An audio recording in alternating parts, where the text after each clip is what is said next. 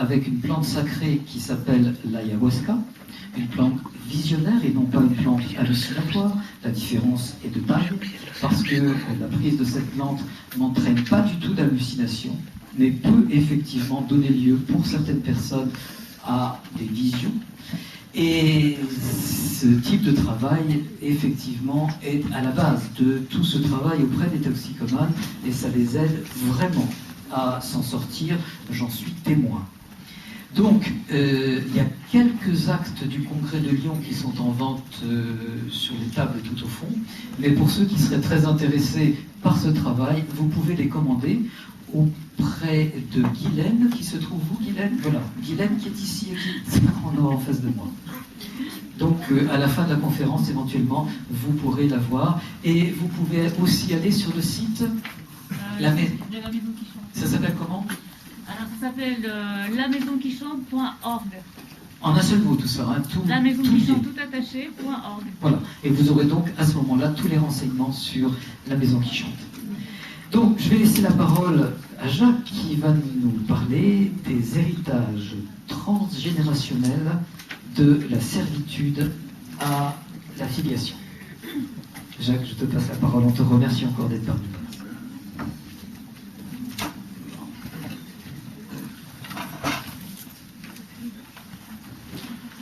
Bonsoir à tous d'abord, et puis je vous remercie, je suis très ému de voir que ce sujet concentre 30 personnes.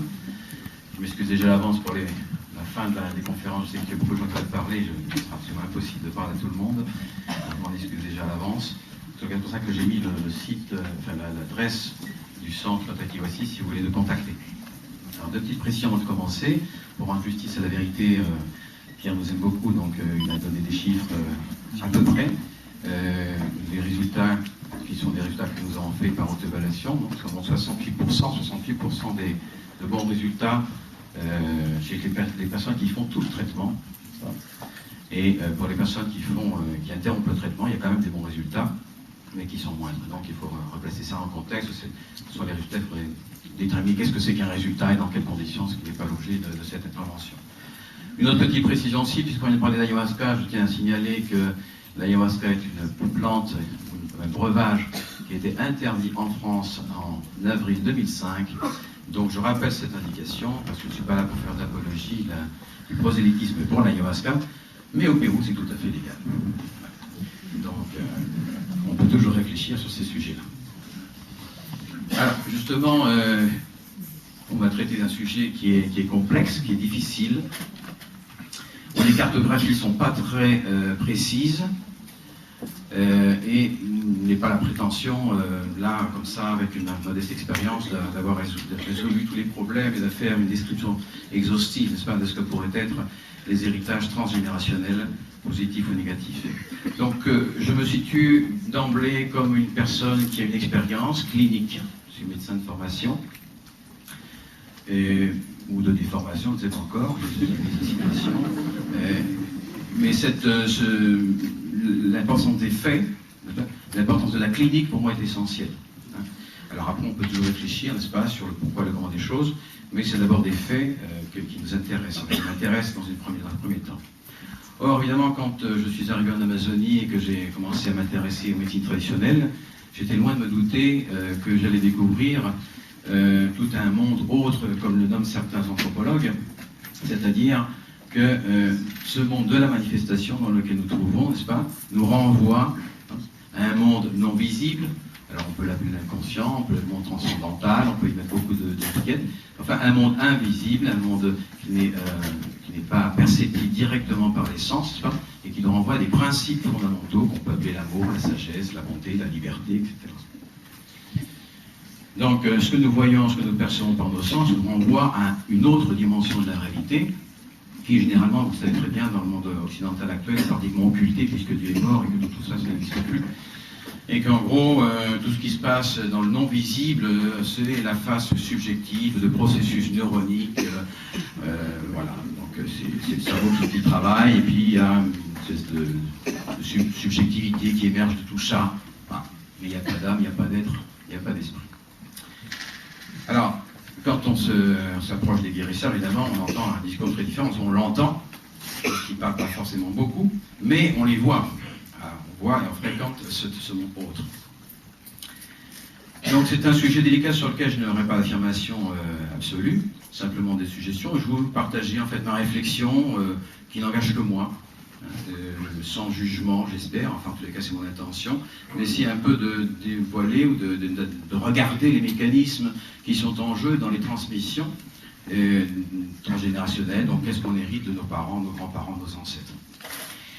Alors, ce monde de la manifestation, ce monde des phénomènes, nous renvoie à cet autre monde, ce monde du noumène, des principes, des idées platoniciennes, si vous préférez, qui nous différencie complètement de la pensée aristotélicienne, qui est celle qui prédomine à l'heure actuelle dans le monde occidental. C'est aussi le monde des formes anthropologiques, des archétypes jungiens, et les guérisseurs appellent ça les madres, les mères. Donc quand on parle des plantes, quand on parle des fleuves, quand on parle des lieux, il y a des mères, la madre de la planta, la madre de la roca, la madre, etc. Donc des matrices en fait, et des matrices vivantes. Et ça nous parle assez fort parce qu'effectivement on peut considérer que dans cette vision d'un monde non seulement visible et d'une dimension aussi transcendantale, non visible, ce monde transcendantal est hiérarchiquement principiel par rapport au monde de la manifestation. C'est-à-dire que ce sont vraiment des matrices qui vont générer et qui vont s'exprimer dans cette réalité concrète.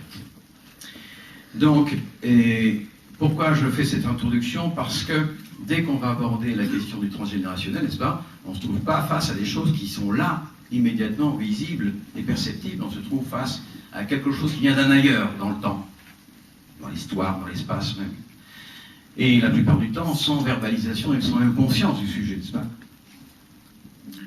Donc, qui nous renvoie forcément à un autre, un ailleurs, à ce monde autre, que je viens de très rapidement définir.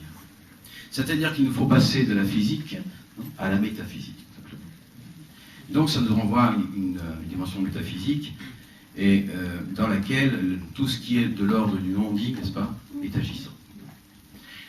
Alors, pour le dire aussi très rapidement, vous savez sans doute, c'est écrit dans beaucoup de livres, mais ça c'est aussi une observation qui est mienne, c'est que ces non-dits, ces secrets de famille,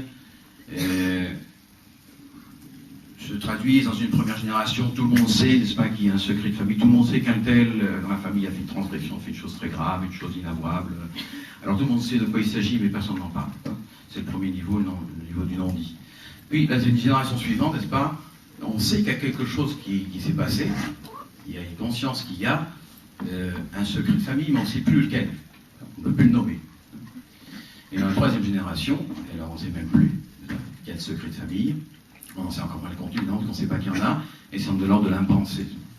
Donc une impossibilité, on dit au bout de 3 générations, 3-4 générations, on peut fabriquer, entre guillemets, facilement un psychotique, parce que c'est une personne, un sujet qui va être habité par des héritages transgénérationnels dont il n'a même pas conscience. Alors ça, on le voit assez fréquemment, assez fréquemment quand même, en voyant des patients régulièrement, l'observation qu'un certain nombre de souffrances sont inexplicables en faisant référence à la biographie de la personne. On a beau chercher dans l'histoire, il y a des personnes qui souffrent et on ne trouve absolument rien qui puisse justifier cet état de souffrance. On est souvent renvoyé là à observer un peu plus, au-delà, dans la préhistoire du sujet, dans son histoire transgénérationnelle. Alors cet impensé, ce non-dit, que la personne pressent, devine, sans pouvoir le mettre en mots, n'est-ce pas, va générer la terreur, une sensation d'impossibilité de prise sur cette force intérieure, et souvent des phénomènes de dissociation. On voit ça très souvent avec parfois donc des situations de double personnalité ou triple personnalité, où il peut y avoir en certains cas effectivement des transmissions négatives transgénérationnelles. Et puis souvent donc une sensation que ce qui est transmis ou ce qui est vécu est irréparable. C'est une espèce de fatalité, de destinée maléfique sur laquelle on peut rien faire, d'ailleurs rien n'agit, les thérapies ne fonctionnent pas très bien, on va un peu mieux, mais enfin ça ne se résout pas. Donc ce sont des choses importantes. Alors je me place, si vous l'avez compris tout de suite, sur le plan des transmissions pathologiques, parce qu'on parle de la thérapie, mais il faudrait tout de suite rassurer les auditeurs, dans les transmissions, on reçoit plus de bonnes choses que de mauvaises. Je crois que c'est important de le placer au départ. Enfin, quand on est dans une question un peu de... Ah, ça y est.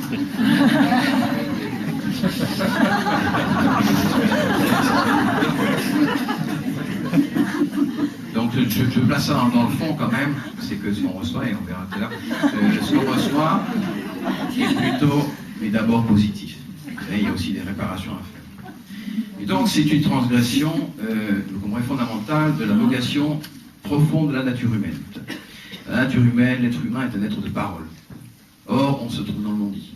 C'est-à-dire qu'il y a un non-respect, un viol, si on peut dire, de ce qui serait profondément la nature humaine, c'est celle qui peut mettre en mots, et pas dans les mots du verbiage et du bavardage, dans les mots fécondants. Donc quand on n'a plus la parole fécondante qui est transmise par le père, ou par les figures paternelles, par les fonctions paternelles qui peuvent être assumées par des femmes, évidemment par les pères, n'est-ce pas? Eh bien on ne peut plus assumer sa nature humaine. Donc c'est une chose extrêmement grave, puisqu'on se trouve là dans le domaine non plus simplement de la pathologie mentale, psychologique ou psychoaffective, etc. On se trouve dans le domaine qui va toucher inévitablement à la dimension du spirituel, du métaphysique, du transcendantal, comme vous voudrez bien l'appeler. Donc c'est ça, c'est à partir de là que je voudrais parler, parce que je pense que dans la série conférence qui va avoir lieu pendant toute l'année sur ce même thème, un certain nombre de thérapeutes, de psychologues, etc. vont passer, qui vont parler beaucoup mieux que moi de la question des conséquences sur le plan psychique, affectif, émotionnel.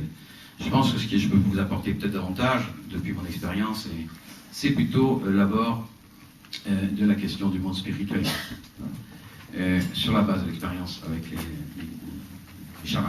Donc, on se trouve à une frontière, c'est pas la frontière du psychique et du spirituel. Moi, je vais aller du côté du spirituel, je laisse le psychique, enfin, je pense qu'il y a des gens qui sont plus compétents que moi pour en parler, qui ont beaucoup plus d'expérience. Alors, la première chose qui frappe, n'est-ce pas, d'abord, c'est que quand on se met à observer un peu ça, c'est d'abord que cette notion d'héritage transgénérationnel, n'est-ce pas, est transculturelle et transhistorique. On le trouve partout. On le trouve partout avec des échos. Alors je vais vous donner quelques références de tradition, en commençant tout simplement par la Bible, quand même notre tradition centrale occidentale. Alors je vous cite quelques citations quand même, donc on voit qu'on n'invente rien, ça c'est des choses qui se sont signalées depuis longtemps. En Lamentation, on trouve « Rappelle-toi Seigneur ce qui nous arrive, regarde et vois notre honte, nos pères ont péché, ils ne sont plus, et c'est nous qui portons leur faute. » Dans Néhémie, on trouve « Ceux qui étaient de la race d'Israël se présentèrent et confessèrent leurs péchés et les iniquités de leur père. » Donc ils confessent l'iniquité du père. David dit à Nathan, alors non, ça c'est dans Samuel 2, David dit à Nathan, j'ai péché contre Jéhovah, et Nathan dit à David, Jéhovah a pardonné ton péché, tu ne mourras point, mais parce que tu as fait, par cette action, mépriser Jéhovah, le fils qui t'est né mourra. Les conséquences, n'est-ce pas, des actions du père. Alors, ce qui est très connu, qui est devenu même proverbial dans Jérémie, c'est les pères ont mangé des raisins verts et les dents des enfants en ont été agacées. Alors, dans le plus positif quand même, si je puis dire, dans le proverbe, donc le fruit du juste est un arbre de vie. Donc, il y a des héritages transgénéraux positifs, heureusement. Le juste marche dans son intégrité, heureux ses enfants après lui. Tu relèveras, alors c'est toujours dans le proverbe, ici dans Isaïe, tu relèveras les fondations des générations passées, on t'appellera réparateur des brèches, celui qui restaure les sentiers. Alors, on a déjà une indication intéressante ici, c'est qu'il y a une sensation d'irréparable, en fait il s'agit bien de réparer. Donc une transmission, et surtout une fonction, disons, de la fonction transgénérationnelle qui va vers la réparation. Et vos fils, alors dans nombre, vos fils seront nomades dans le désert pendant 40 ans, portant le poids de votre infidélité. Et puis donc une citation qui est encourageante, si je puis dire. Moi, le Seigneur ton Dieu, je suis un Dieu jaloux qui punit l'iniquité des pères dans les enfants jusqu'à la 3e et 4e génération de ceux qui me haïssent. Bon, ça, c'est pas très sympa, mais qui fait miséricorde jusqu'à la 1000e génération à ceux qui m'aiment et observent mes commandements. Donc, on trouve les héritages positifs sont sur 1000 générations, mais bon, c'est une formulation symbolique et négative sur 3-4 générations. Il faut retenir ça, c'est d'abord que les héritages transgénérationnels, alors ça c'est dans la Bible, mais dans toutes les traditions, montrent d'abord une prédominance du bon sur ce qui est transmis de manière négative. Alors on peut sortir du monde chrétien, n'est-ce pas, par exemple chez les Tibétains, qui admettent plusieurs personnalités possibles à l'intérieur d'un même être humain, plusieurs personnalités humaines, alors démoniaques ou saintes, divines, qui peuvent s'incarner dans les mêmes personnes. Donc à la différence des Occidentaux, ils peuvent concevoir, n'est-ce pas, ils peuvent se concevoir comme une conscience, ils se perçoivent comme une conscience indivisible. Pour les Tibétains, contemplatifs tibétains, on peut être un groupe de consciences momentanément réunis. Donc chacune a sa vie propre, Ça peut ça donner des troubles de la personnalité, n'est-ce pas? Et chacune a la mémoire de sa filiation particulière. Donc c'est ce qu'ils appelleraient, on pourrait parler pratiquement d'incorporation ou possession d'esprit ou d'agrégat psychique, plutôt que de réincarnation dans ce cas-là. Chez les Indochinois, les esprits inférieurs, c'est-à-dire que ce qu'on appellerait le monde, ce que les occultistes appellent le bas astral, ou ce que les chrétiens appellent le purgatoire inférieur, où se trouvent des âmes errantes. Ces esprits inférieurs se transforment, se manifestent souvent comme des démons malicieux, ou parfois délibérément malfaisants. Ils peuvent infester, obséder, rendre malades en possédant les vivants comme des démons. Ils sont nommés les Kuei. Pour la médecine psychiatrique bouddhiste, ça c'est dans un ouvrage de Terry Clifford, des variations similaires. Donc il y a les sadaks, qui sont des esprits maîtres du sol, et un des sadaks figure un démon ancestral qui peut être assimilé en fait à l'héritage transgénérationnel ou l'héritage génétique.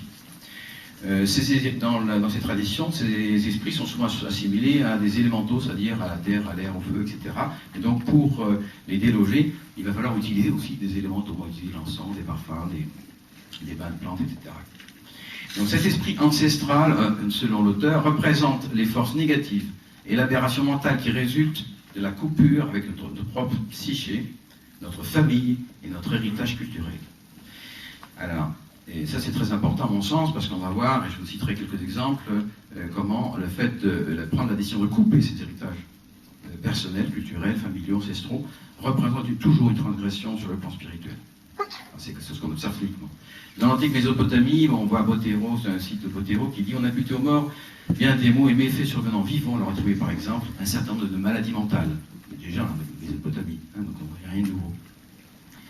La tradition juive traditionnelle, donc j'ai cité la Bible, mais aussi par exemple on trouve dans les proverbes de la sagesse juive, Shavuot 86, c'est lui a péché, quel est le crime de sa famille? Ce qu'on retrouve aussi chez Jean, à Jésus, on dit Rabbi, qui a péché cet homme ou ses parents pour qu'il soit né aveugle?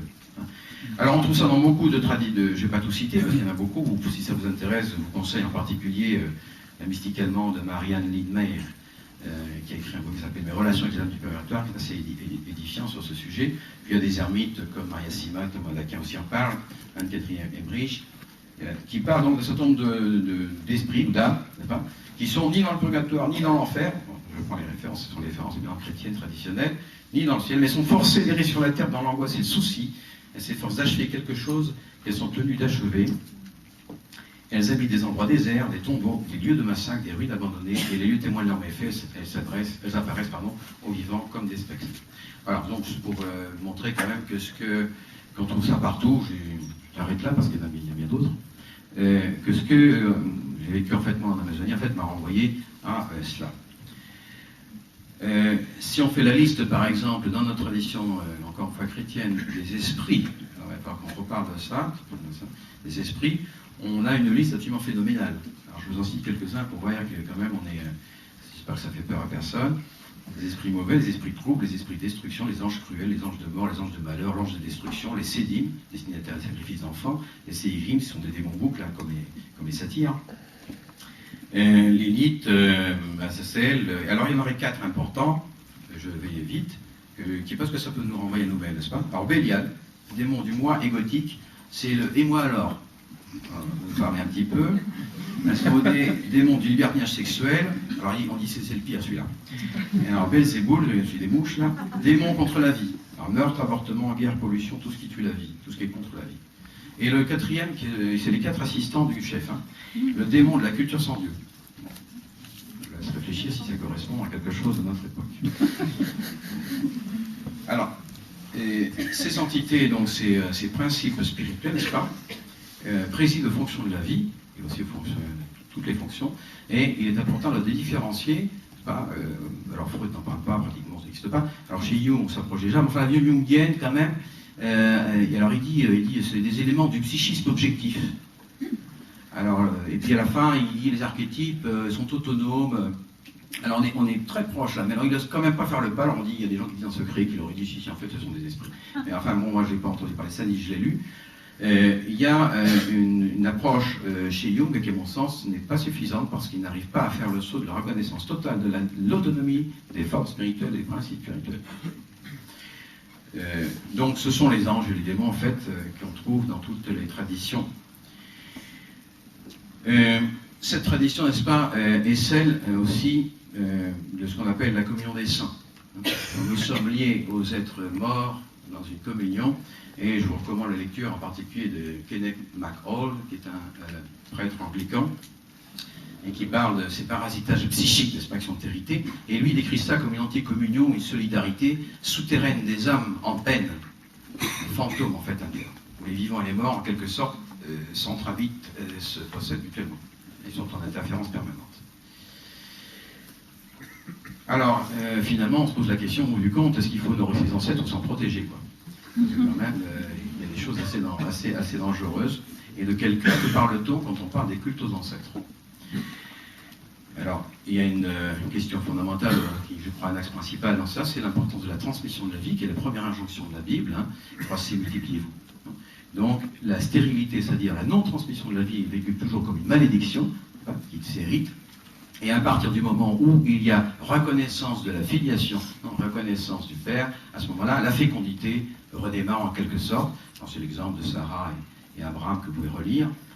À partir du moment où il y a reconnaissance du Père, il y a possibilité de fécondité. Et alors il se multiplie, ses descendants seront nombreuses comme le sable, etc. Donc il y a une fécondation qui est fondamentale et qui est sur tous les ordres physiques, bon ça c'est assez évident, mais qui est aussi une fécondation psychique, une fécondation spirituelle.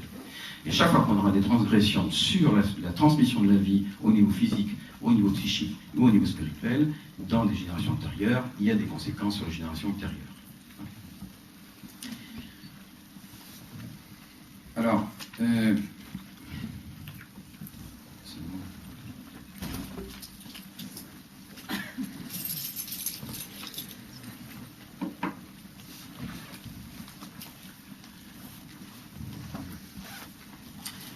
alors, ce qui est intéressant en particulier, donc, je reviens sur l'Amazonie, un petit peu mon expérience personnelle, vécu personnelle, c'est quel est l'intérêt de l'utilisation des plantes et des états modifiés de conscience dont l'induction volontaire, contrôler et organiser la modification des états de conscience dans ce contexte-là.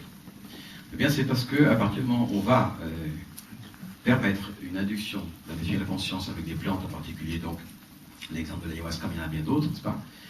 Il y a, dans la mesure où c'est fait dans un contexte adéquat et un contexte rituel. Alors ça, c'est fondamental à mon sens. La plante est un support très intéressant, mais toute l'importance fondamentale de l'utilisation de ces plantes, c'est le contexte rituel. Le rituel étant une porte qui nous permet de communiquer de ce monde-ci dans le monde autre. Donc de passer du monde de la manifestation, du monde sensible, au monde non sensible, au monde des principes. Alors évidemment, s'engager dans cette aventure d'aller explorer le monde des principes, n'est-ce pas, peut être prise, si c'est mal fait, comme une transgression fondamentale qu'on retrouve dans les mythes d'Icare, dans les mythes de Prométhée, n'est-ce pas. A-t-on le droit d'aller dans ce monde autre, rechercher des informations sur ça? Alors je pense que non seulement on a le droit, mais c'est fortement recommandé, à la condition évidemment que ce soit fait dans un contexte rituel, hein, c'est-à-dire qu'on prend en compte la transcendance et de ce monde autre par rapport à notre réalité quotidienne, et donc on va demander la permission. Donc il faut avoir un rituel. Le rituel, pour le résumer en 2 mots, c'est demander d'entrer et remercier à la fin. Rendre dans une relation, puisque ce monde des principes n'est pas un monde de l'abstraction, c'est un monde des êtres. Les esprits sont des êtres, ce sont des entités, et on rentre en relation avec eux. Alors, il y a une révélation, et ça c'est évidemment très surprenant, que je vais été catapulté dans cette histoire-là avec les guérisseurs, en passant dans ce monde autre, on est en relation avec un certain nombre d'entités d'esprit qui se manifestent régulièrement entre nous.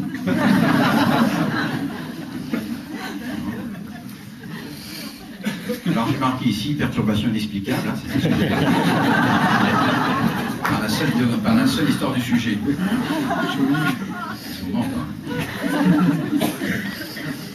Alors, je voudrais vous livrer quelques observations qui sont les miennes. Sur la base de certaines expériences. Alors, je vous en raconte quelques-unes, là, des anecdotes un peu, mais des histoires réelles de personnes qui sont venues. Une jeune fille qui est venue, 25 ans, sa mère est médecin, elle a des rectoragies, c'est-à-dire des hémorragies par le rectum, depuis des années. Alors comme sa mère est médecin, elle a fait beaucoup d'exploration, enfin elle fait tout ce qu'il y avait à faire, disons, et puis ça continue. Or, dans le processus avec les plantes et l'ayahuasca, elle va découvrir elle-même, elle va le voir. C'est ce qui est intéressant, c'est pas quelqu'un qui est de l'extérieur.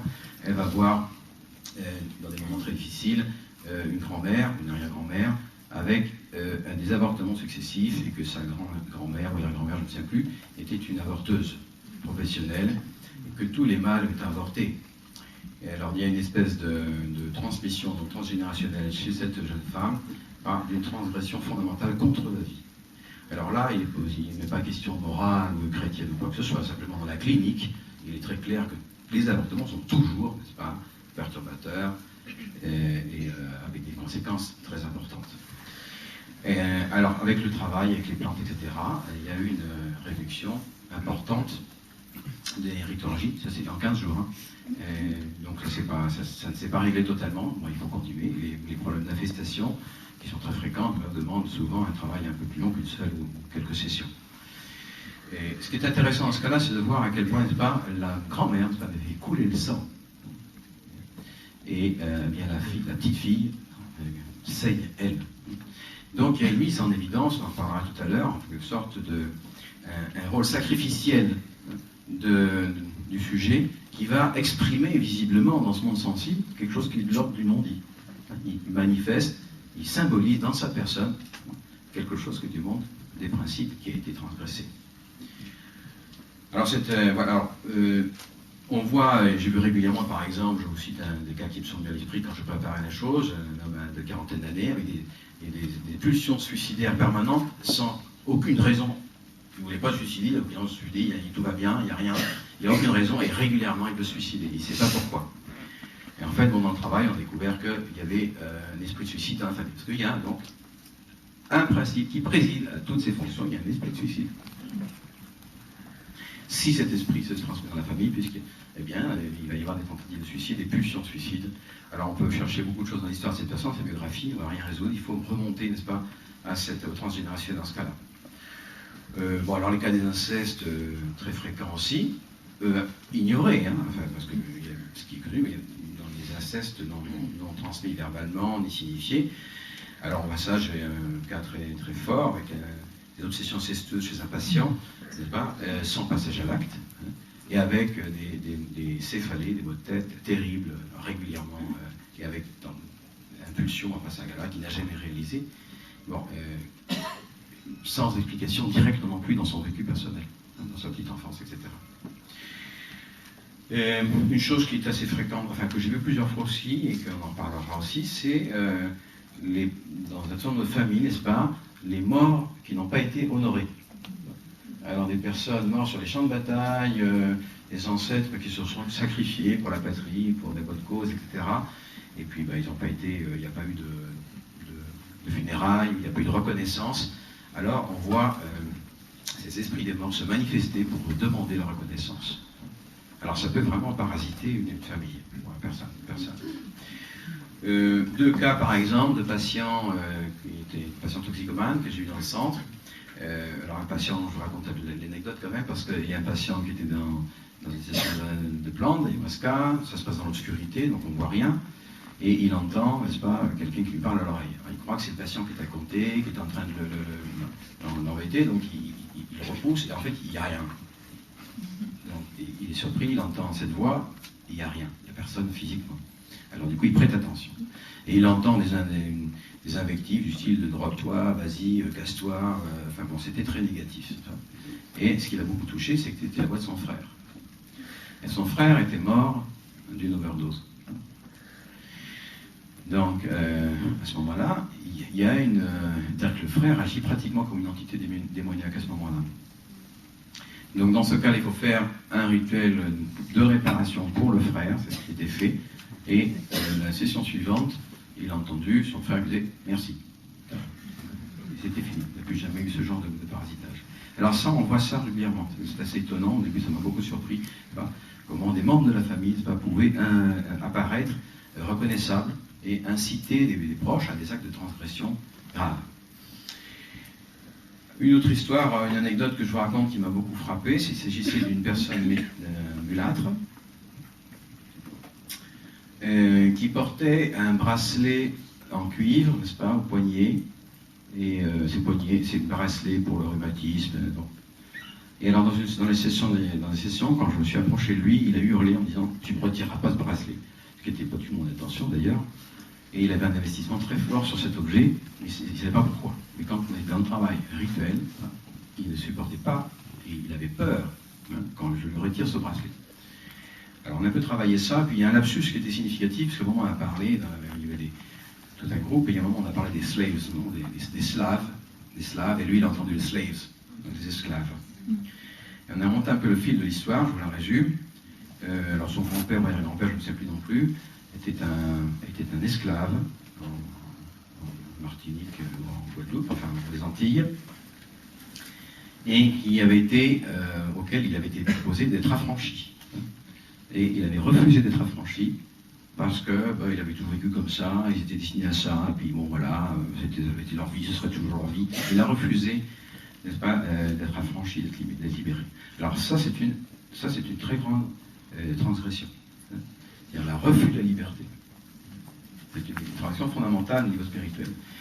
Eh bien, en fait, ce qui s'exprimait dans les sessions d'ayahuasca, c'était pas lui, c'était l'esprit de l'ancêtre qui refusait qu'on lui retire son passé d'esclave. Alors on l'a fait quand même. On n'a pas pris compte de l'ancêtre. Enfin bon, donc il y a un rituel pour libérer ces choses-là. Et donc le libérer de cet emprisonnement qui n'était pas du tout conscient chez cette personne. Je parlais tout à l'heure des refus de filiation, des refus qu'on voit assez fréquemment, plusieurs fois, des personnes en particulier d'ascendance juive qui, au moment de la guerre, au moment de tous les troubles, la Shoah, etc., donc il y a eu des vécus qui ont été extrêmement douloureux, n'est-ce pas? Donc un certain nombre de juifs ont décidé de couper avec toute cette transmission en disant bon ça suffit, je ne veux pas que mes enfants passent par la même chose, etc. Ils ont changé éventuellement leur nom, ils ont changé de pays et ils n'ont plus signalé à leurs descendants qu'ils étaient juifs. Ils ont fait Donc il y a un silence là-dessus. Alors ça, je l'ai vu assez souvent, c'est toujours extrêmement problématique. C'est-à-dire qu'on est tenu d'accepter notre filiation, de prendre tout le paquet. S'il y a des choses à réparer, il faut la réparer, mais il y a du bon surtout. Donc,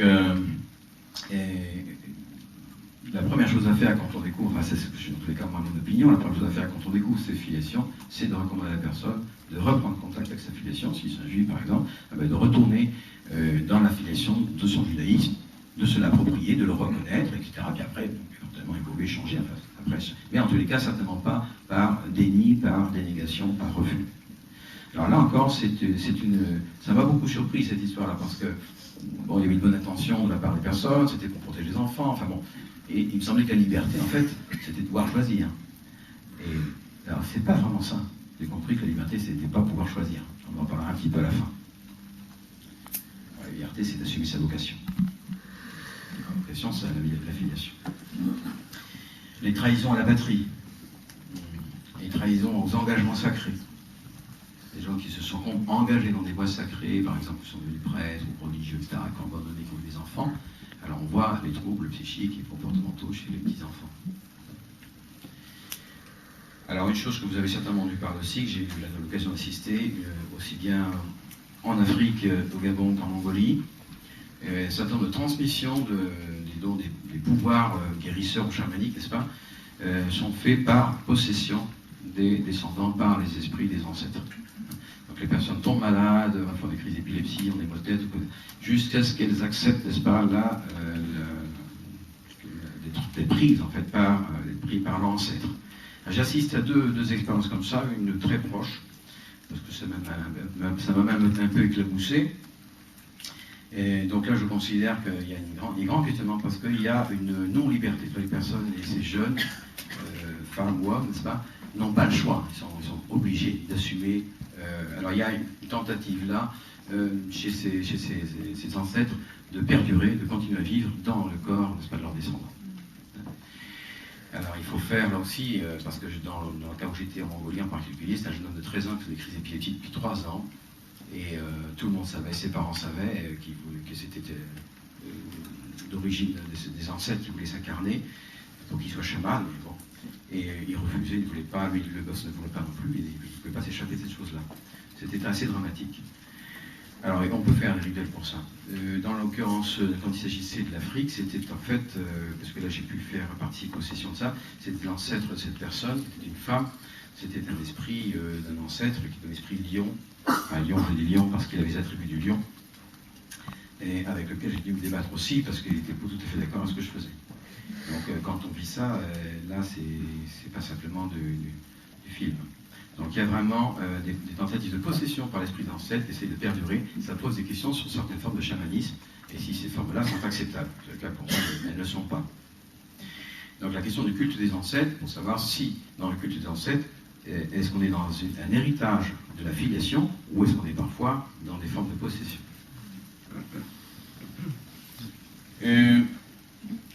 On voit aussi des transmissions transgénérationnelles par la voie des objets transmis dans les familles. Il y a des médailles, des bijoux de famille qui sont chargés par l'intérieur d'un tel lieu, le château de famille ou la maison de famille ancienne où il y a eu des morts, des maladies, des meurtres et toutes sortes d'autres choses. On voit beaucoup ça dans les familles de la noblesse française. Alors ça, j'ai une collection aussi. Pacte de sang. Alors ça, les pactes, évidemment, quand il y a eu dans les ancêtres des pactes sataniques ou de la magie, etc., l'occultisme. Alors j'ai une famille, je vous cite le cas quand même, d'un arrière-grand-père italien qui a fait un pacte de sang. Alors ça a été vu par tous les descendants quand ils ont pris des plantes. Ils ont vu tous la même chose. Toute la famille est dans le culte à la mort. Le père a une intuition d'archéologue invraisemblable. Il découvre les tombes, il découvre les morts, les momies, partout il y en a. Il est habité par l'esprit des morts. Donc il est très, très dirigé, il a beaucoup de succès en archéologie, en tant qu'archéologue. Toute la famille est fascinée par les cadavres et la mort. Alors exemple, on va tous faire médecine, mais on va faire médecine légale. C'est un légiste. J'ai tous le religieux le sacré. Moi j'ai vu un gosse de 3 ans, et une bonne soeur qui passe dans la rue, il se marre, il store, il rigole. Enfin, c'est absolument à 3 ans. Hein. Il y a un rejet, dès que le moindre signe sacré religieux le faisait entrer cet enfant dans des railleries du cynisme, comme tout à fait normal chez les enfants de cet âge. Tous les programmes d'ordinateur du gosse, c'était 666, tous les noms des démons que vous imaginez. D'ailleurs, vous voyez ces programmes, c'était que ça. Moi, je lui dis, bon, il faudrait peut-être quand même changer. Il dit, ouais, le Père Noël, c'est pas sympa, je préfère habiller, alors, film d'horreur. Il regarde les films d'horreur, toute la famille. Tatouage mortifère sur tout le corps. Décalcomanie sur la voiture, c'est encore des démons. Tous les vêtements sont noirs. Alors, dès qu'il regarde la télé, c'est soit la chaîne américaine, la médecine légale, les trucs, les meurtres, on découvre, etc. Ensuite, les infos télé, c'est plus c'est horrible, mieux c'est. Il faut s'informer quand même. Hein. Alors, il y en a un des garçons qui écrit des poèmes. Alors ça dégouline, prenez le papier, ça dégouline de sang, c'est absolument... il y a toutes les phrases, toutes les 2 phrases, il y a sang, mort, ou des mots qui ont trait à la perversion. Le petit-fils élève des tarentules et des serpents, et il fait du rock satanique, etc., etc. Alors il y a une femme, lui, qui est dans la psychiatrie, qui est dans des sommes droguées, c'est une catastrophe, c'est extraordinairement dramatique. Et donc, donc la famille, quand ils prennent les plantes, eh bien, ils voient tous la même chose, c'est un héritage d'un arrière-grand-père, avec un pacte de sang très grave. Encore une anecdote d'un jeune dont le grand-père médecin en Afrique avait fait des expériences sur des malades africains, en profitant de son autorité médicale, n'est-ce pas? Il avait fait des expériences médicales et il avait aussi déterré des morts des Africains pour faire des expériences sur un corps. Alors ça, c'est un jeune qui est très perturbé. Ça aussi, c'était découvert par le processus avec les plantes, il ne le savait pas historiquement. Alors ces esprits existent-ils ou pas? Ou est-ce qu'on est en train de se faire tout un cinéma? Alors je vous racontais une anecdote quand même. On voit, on peut palper un peu ces choses. Un patient qui est à Kiwasi est peintre, c'est sa profession, il est très bon, il a fait les beaux-arts, et il peint des tableaux très délicats, c'est pastel, c'est très léger, c'est presque ces petites peintures japonaises, là où il y a un petit truc au milieu de la page, et c'est très stylisé, c'est light, quoi. Et il se trouve avec une histoire transgénérationnelle, enfin de sa petite enfance, en fait, dont il a pris conscience quand il vivait au Maroc à l'époque. Et puis un soir, moi j'étais dans une session avec d'ayahuasca justement avec des visiteurs, donc les patients étaient dans leur dortoir, tout le monde dort, on éteint la lumière, et puis lui, il n'avait pas sommeil, il prend son papier, son pinceau, et puis il se dit, il faudrait que ce truc que je sens là, cet esprit, puisqu'il le voit, il le presse en lui-même, moi j'arrive à l'expulser, le cracher, le sortir de moi. Et il se met à peindre. Alors il part. Bon. Et puis il termine ça, il met son papier sur une table et il éteint la lumière. Et dans les 5 minutes, tous les patients sont entrés en état de panique parce que tous les moustiquaires étaient secoués. Il y avait des ambiances absolument terribles.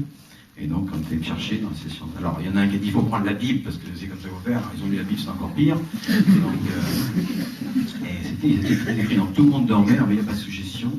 Tout le monde dormait. Ils ne savent pas ce qu'a fait ce patient, ce qu'il n'a pas, ce qu'il a son intention.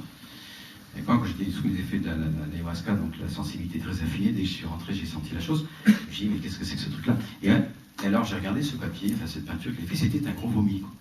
Un gars qui faisait des choses très là, il était très légère, d'un coup avait fait une chose absolument, un gros vomi, c'était quelque chose d'absolument gras, infect, moche, enfin bon. Donc une activation telle que ça montre aussi la puissance de la peinture éventuellement chez les artistes, n'est-ce pas, il a pu exprimer, extraire en quelque sorte, en partie de son corps, cette énergie, on va dire ça comme ça, pour effrayer personne, qui s'est mis à circuler. Vous avez fait un contexte non rituel, donc sans contrôle. Alors, je pense que je vous raconte cette anecdote un peu dispersée pour toucher des zones très différentes. Et à partir de là, on va faire quelques observations. Alors, la première observation, c'est que pour tout homme, il y a plus de parents parmi les morts que parmi les vivants. Il y a plus de membres de notre famille parmi les morts que parmi les vivants. Et nous ne sommes pas séparés des morts. La transgression, la faute, le péché, qui signifie rater la cible dans son étymologie, ça affecte la liberté, alors à 2 niveaux, intelligence et volonté. Et ça peut affecter aussi la mémoire. Donc chez les sujets qui ont des troubles de l'intelligence et de la volonté, on peut toujours aller voir s'il n'y a pas quelque part des transgressions dans l'ordre des ancêtres. Et ce qu'on observe dans ces présences, dans ces manifestations, premièrement, souvent, c'est une demande d'aide. Donc, les présences des esprits dans le transgénérationnel, donc une demande d'aide de la part de ceux qui sont décédés. Alors, on peut faire des rituels, n'est-ce pas, pour aider ces personnes qui veulent être libérées. Et ces âmes errantes, comme ça s'appelle, sont liées, n'est-ce pas, à des objets, à des lieux, à des endroits où ont vécu, à des personnes. Donc, il y a souvent une demande d'aide. Dès que l'aide est apportée, il y a une libération et on n'a plus de perturbation. Deuxième observation, c'est qu'on voit presque toujours dans cette transmission une dette ou un inaccomplissement. Quelque chose qui n'a pas été achevé. Il est demandé aux descendants de l'achever. Donc on se retrouve dans des processus de réparation, d'expiation. C'est pas un mot très à la mode, mais bon, c'est comme ça que ça se passe librement. Il y a des gens qui sont appelés à expier. Ils sont ceux qui vont, dans leur vécu, métaboliser, digérer, réparer la faute. Donc ça nous renvoie à une chose qui n'est pas non plus très à la mode, c'est qu'il existe, de même qu'il existe des lois physiques qui sont implacables. Si on n'aime pas la gravité, elle est quand même là. Si je décide de m'affranchir de la gravité parce que je ne suis pas d'accord avec cette loi-là, et que je décide de sauter par la fenêtre du 10e étage, quelques secondes après, j'aurai la réponse si la gravité existe. Sur le trottoir en bas. Il y a une implacabilité des lois physiques. Il y a une implacabilité des lois psychiques et une implacabilité des lois spirituelles. Et heureusement. Parce que s'il n'y a pas la loi et qu'on suit chacun notre vérité, comme on dit souvent en occidental, on est dans un monde de fous. Donc la loi est protectrice, est structurante, mais elle n'est pas souvent acceptée dans le contexte occidental. Alors, que la transgression des lois soit consciente ou inconsciente, pour le degré de responsabilité ou de culpabilité peut certainement jouer, mais au niveau des effets, c'est absolument la même chose. Donc, penser que parce qu'on a transgressé de manière inconsciente, il ne se passe rien, c'est une erreur. Si un enfant de 3 ans les goupilles de grenade, il n'a pas de mauvaise volonté, il n'a pas, mais elle va exploser quand même. Donc il y a une implacabilité des lois. Et dans les lois spirituelles, même chose. Alors, ça nous renvoie, n'est-ce pas, à une dimension du monde haute, n'est-ce pas, où on ne peut pas faire ce que l'on veut, et dans cette réalité-là non plus. Toute transgression nous lie plus ou moins à des esprits maléfiques. Vous voyez, il y a chaque des esprits qui président, n'est-ce pas, au suicide, qui président au avortement, qui président au meurtre, qui président à toutes ces fonctions-là. Et dans la mesure où on va agir, on se laisse séduire en quelque sorte, on a un certain degré de collaboration, de complicité avec cet esprit qui peut éventuellement donc infester cette personne. Alors, cette infestation est d'ordre physique. Les esprits cherchent, non pas ces substances immatérielles, non pas de substances, vont infester le corps, les corps. Et c'est ça qu'on apprend et qui me paraît intéressant dans la médecine traditionnelle amazonienne, c'est qu'on va pouvoir désinfester en travaillant sur le corps.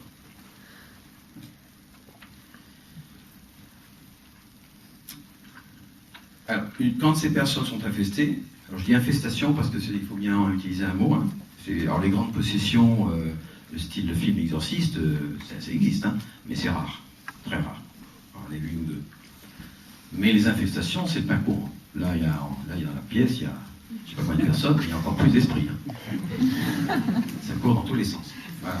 Il y en a des bons, heureusement. Une fois qu'il y a des infestations, il y a une invitation, n'est-ce pas? Il y a une induction à la transgression par ces esprits. Donc les gens sont infestés, ils vont être poussés contre leur volonté, contre leur, leur désir d'agir, de transgresser.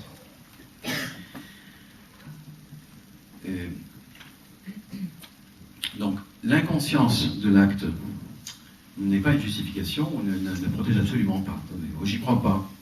Oh, j'y crois pas, donc de toute façon, on ne fera rien. Alors ça, c'est une erreur fondamentale.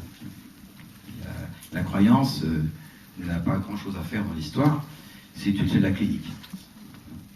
Alors, bon, si on y croit, c'est comme l'effet placebo, comme un médicament, ça aide, et si on n'y croit pas. Mais fondamentalement, il n'y a aucune différence entre croire et pas croire. Il n'y a pas dans l'ordre de la foi, mais dans l'ordre de l'observation clinique. Et puis, on trouve aussi donc ce rappel, donc, se demandait souvent par des âmes oubliées, c'est une chose que je vois assez souvent. Donc les gens dans la famille qui ont été suicidés, avortés, fausses couches qui peuvent être spontanées, naturelles, mais ce sont quand même des êtres. Alors ça aussi, on peut l'affirmer à partir de la clinique chamanique, on va dire ça comme ça si on veut, qu'effectivement ce sont des êtres. Pas les morts clandestines, etc. Jean Baptiste en a parlé tout à l'heure. Donc tous ces êtres-là font partie de la famille et revendiquent leur droit à appartenir à la famille. Donc ils doivent être reconnus. Alors dans le rituel, on va faire un travail de reconnaissance des enfants, en particulier pour les avortements, pour les enfants non nés, les fausses couches. Il faut l'attribution du nom, qui est la reconnaissance de cet enfant par la communauté humaine et par son existence au monde, et l'attribution d'un corps symbolique évidemment. En l'occurrence, on peut faire ça avec un personnage en argile ou figuration, qui va servir de support. Et on va, à l'intérieur d'un rituel, on peut reconstituer, n'est-ce pas, le vécu de cette personne, de cet être, puisque dans l'expérience clinique, ce qu'on observe, c'est que ces enfants non nés ne sont pas morts, puisqu'ils ne sont pas nés. Ils sont ni morts ni nés. Et ils sont dans un espèce d'intermédiaire, de zone intermédiaire, où ils sont bloqués en quelque sorte dans un parking, là, ou dans un no man's land, où ils attendent d'être débloqués. Alors ça, on peut faire l'expérimentation clinique de ces choses-là.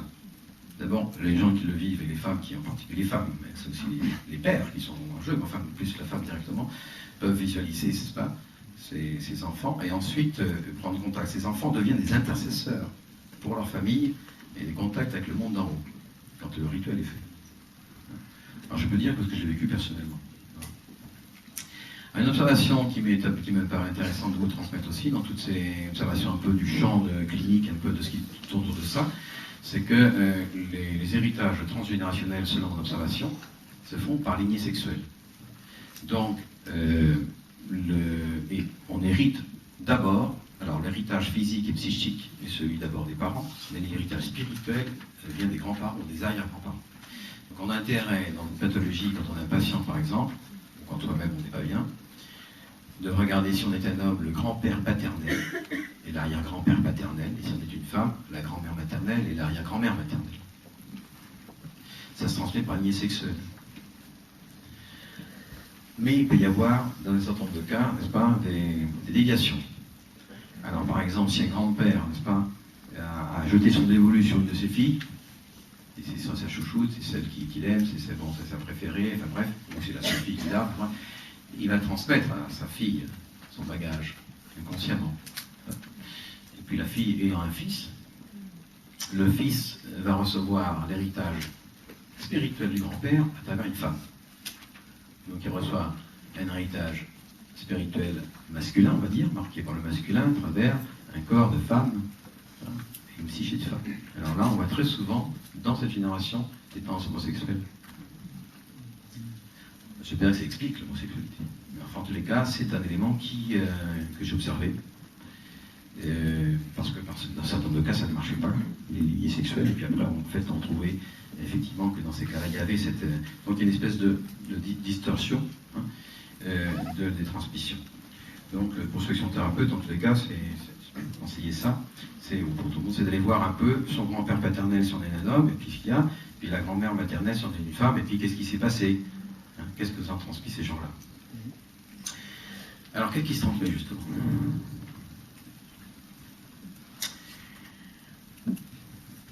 Alors, on parle, pour certains cas, pour chaque individu, n'est-ce pas, que toutes nos pensées, tous nos actes, tous nos affects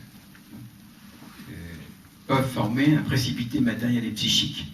C'est-à-dire une incarnation, moi ce que j'appelle dans mon verbiage, parce qu'on est dans des zones où on n'a pas de vocabulaire pour ça, donc c'est un peu périlleux, on est obligé de piocher un peu dans le vocabulaire psychologique, là il y a le vocabulaire spirituel pour essayer de transmettre les choses.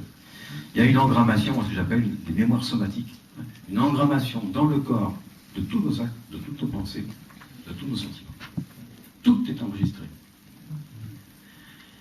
Alors avec des plantes comme l'ayahuasca, avec certains types de rituels, on peut aller lire ces archives, n'est-ce pas? Mais après, on va aller lire aussi les archives qui ont été transmises par les parents, et par les grands-parents, et par nos lignées, et par notre famille culturelle, linguistique, psychologique, sociale, etc., etc., et finalement de l'humanité et de l'univers même. Donc toutes les mémoires sont à l'intérieur, et il faut faire souvenance, n'est-ce pas, de ces mémoires-là. Et donc il y a des agrégats ou des précipités matériels, et on peut imaginer, il faudrait le démontrer, que ça puisse effectivement toucher le génome, et ça puisse effectivement modifier le génome. Alors ça pose question pour, en particulier, les enfants qui naissent mal formés, ou avec des troubles psychiques, physiques, etc., très graves. Je pense en particulier aux enfants autistes, par exemple. Alors, comme je n'ai pas eu ce genre de patient, je ne peux pas en parler, mais enfin, la question est bonne à poser, je pense. Certains auteurs situent davantage cette transmission. Qu'est-ce qui se transmettrait? C'est l'inconscient inconscient. L'enfant a fusionné avec la mère initialement. Il n'y a pas de distinction et de différenciation entre l'inconscient de la mère et l'inconscient de l'enfant. Et l'enfant va donc, en quelque sorte, surgir du tissu familial affectif à travers la mère, et il va absorber dans sa mémoire profonde, inconsciente, à partir de la mère, n'est-ce pas, le mal, la perturbation, s'il s'agit d'un héritage négatif, n'est-ce pas, de la famille. Alors là, un auteur dit, c'est quelque chose, c'est le péché originel familial. On est tous dans une famille et on a tous hérité, n'est-ce pas, d'un bagage positif et d'un bagage négatif. Et quand ces héritages sont extrêmement pesants, n'est-ce pas, on voit particulier dans les cas d'inceste, c'est certainement des lieux où on trouve le plus de poids et de densité, c'est quand même très fréquent. La personne est en quelque sorte attrapée, n'est-ce pas, dans cette constellation familiale, prisonnière, un papillon épinglé, qui ne peut pas aller vers l'avant. Et ça m'a fait penser un petit peu à cet anagramme entre la sidération, sidérer et désirer. Il y a une espèce de sidération avec l'impossibilité d'aller de l'avant. Il y a une sidération. Et l'impossibilité de désirer, d'accéder au désir, d'accéder à l'amour, d'accéder à la joie, d'accéder à l'inspiration, vivre sa propre vie. Donc, je pense qu'on aurait intérêt, dans une véritable psychothérapie intégrale et holistique, de toujours prendre en compte et d'aller voir qu'est-ce qu'on trimballe comme valise, qu'on en trimballe tous un peu, pour pouvoir sortir de cette sidération et accéder à notre désir et notre liberté. Et là, il y a des réparations à faire. On peut, comme les Tibétains le font, par exemple, ils parlent, donc, je vous ai dit tout à l'heure, ce qui se transmet, pour eux, ce sont des agrégats psychiques, ou des esprits. Alors, ils font une espèce de confusion, enfin, c'est moi qui suis confus à leurs propos, entre les agrégats psychiques et des esprits. Alors, et pour nous, n'est-ce pas, dans le concept de mon expérience, les esprits sont des entités autonomes, complètement autonomes par rapport à nous, ce sont des êtres d'intelligence, des êtres de volonté, qui n'ont pas de substance matérielle. Transmission qui peut se faire aussi par le sang.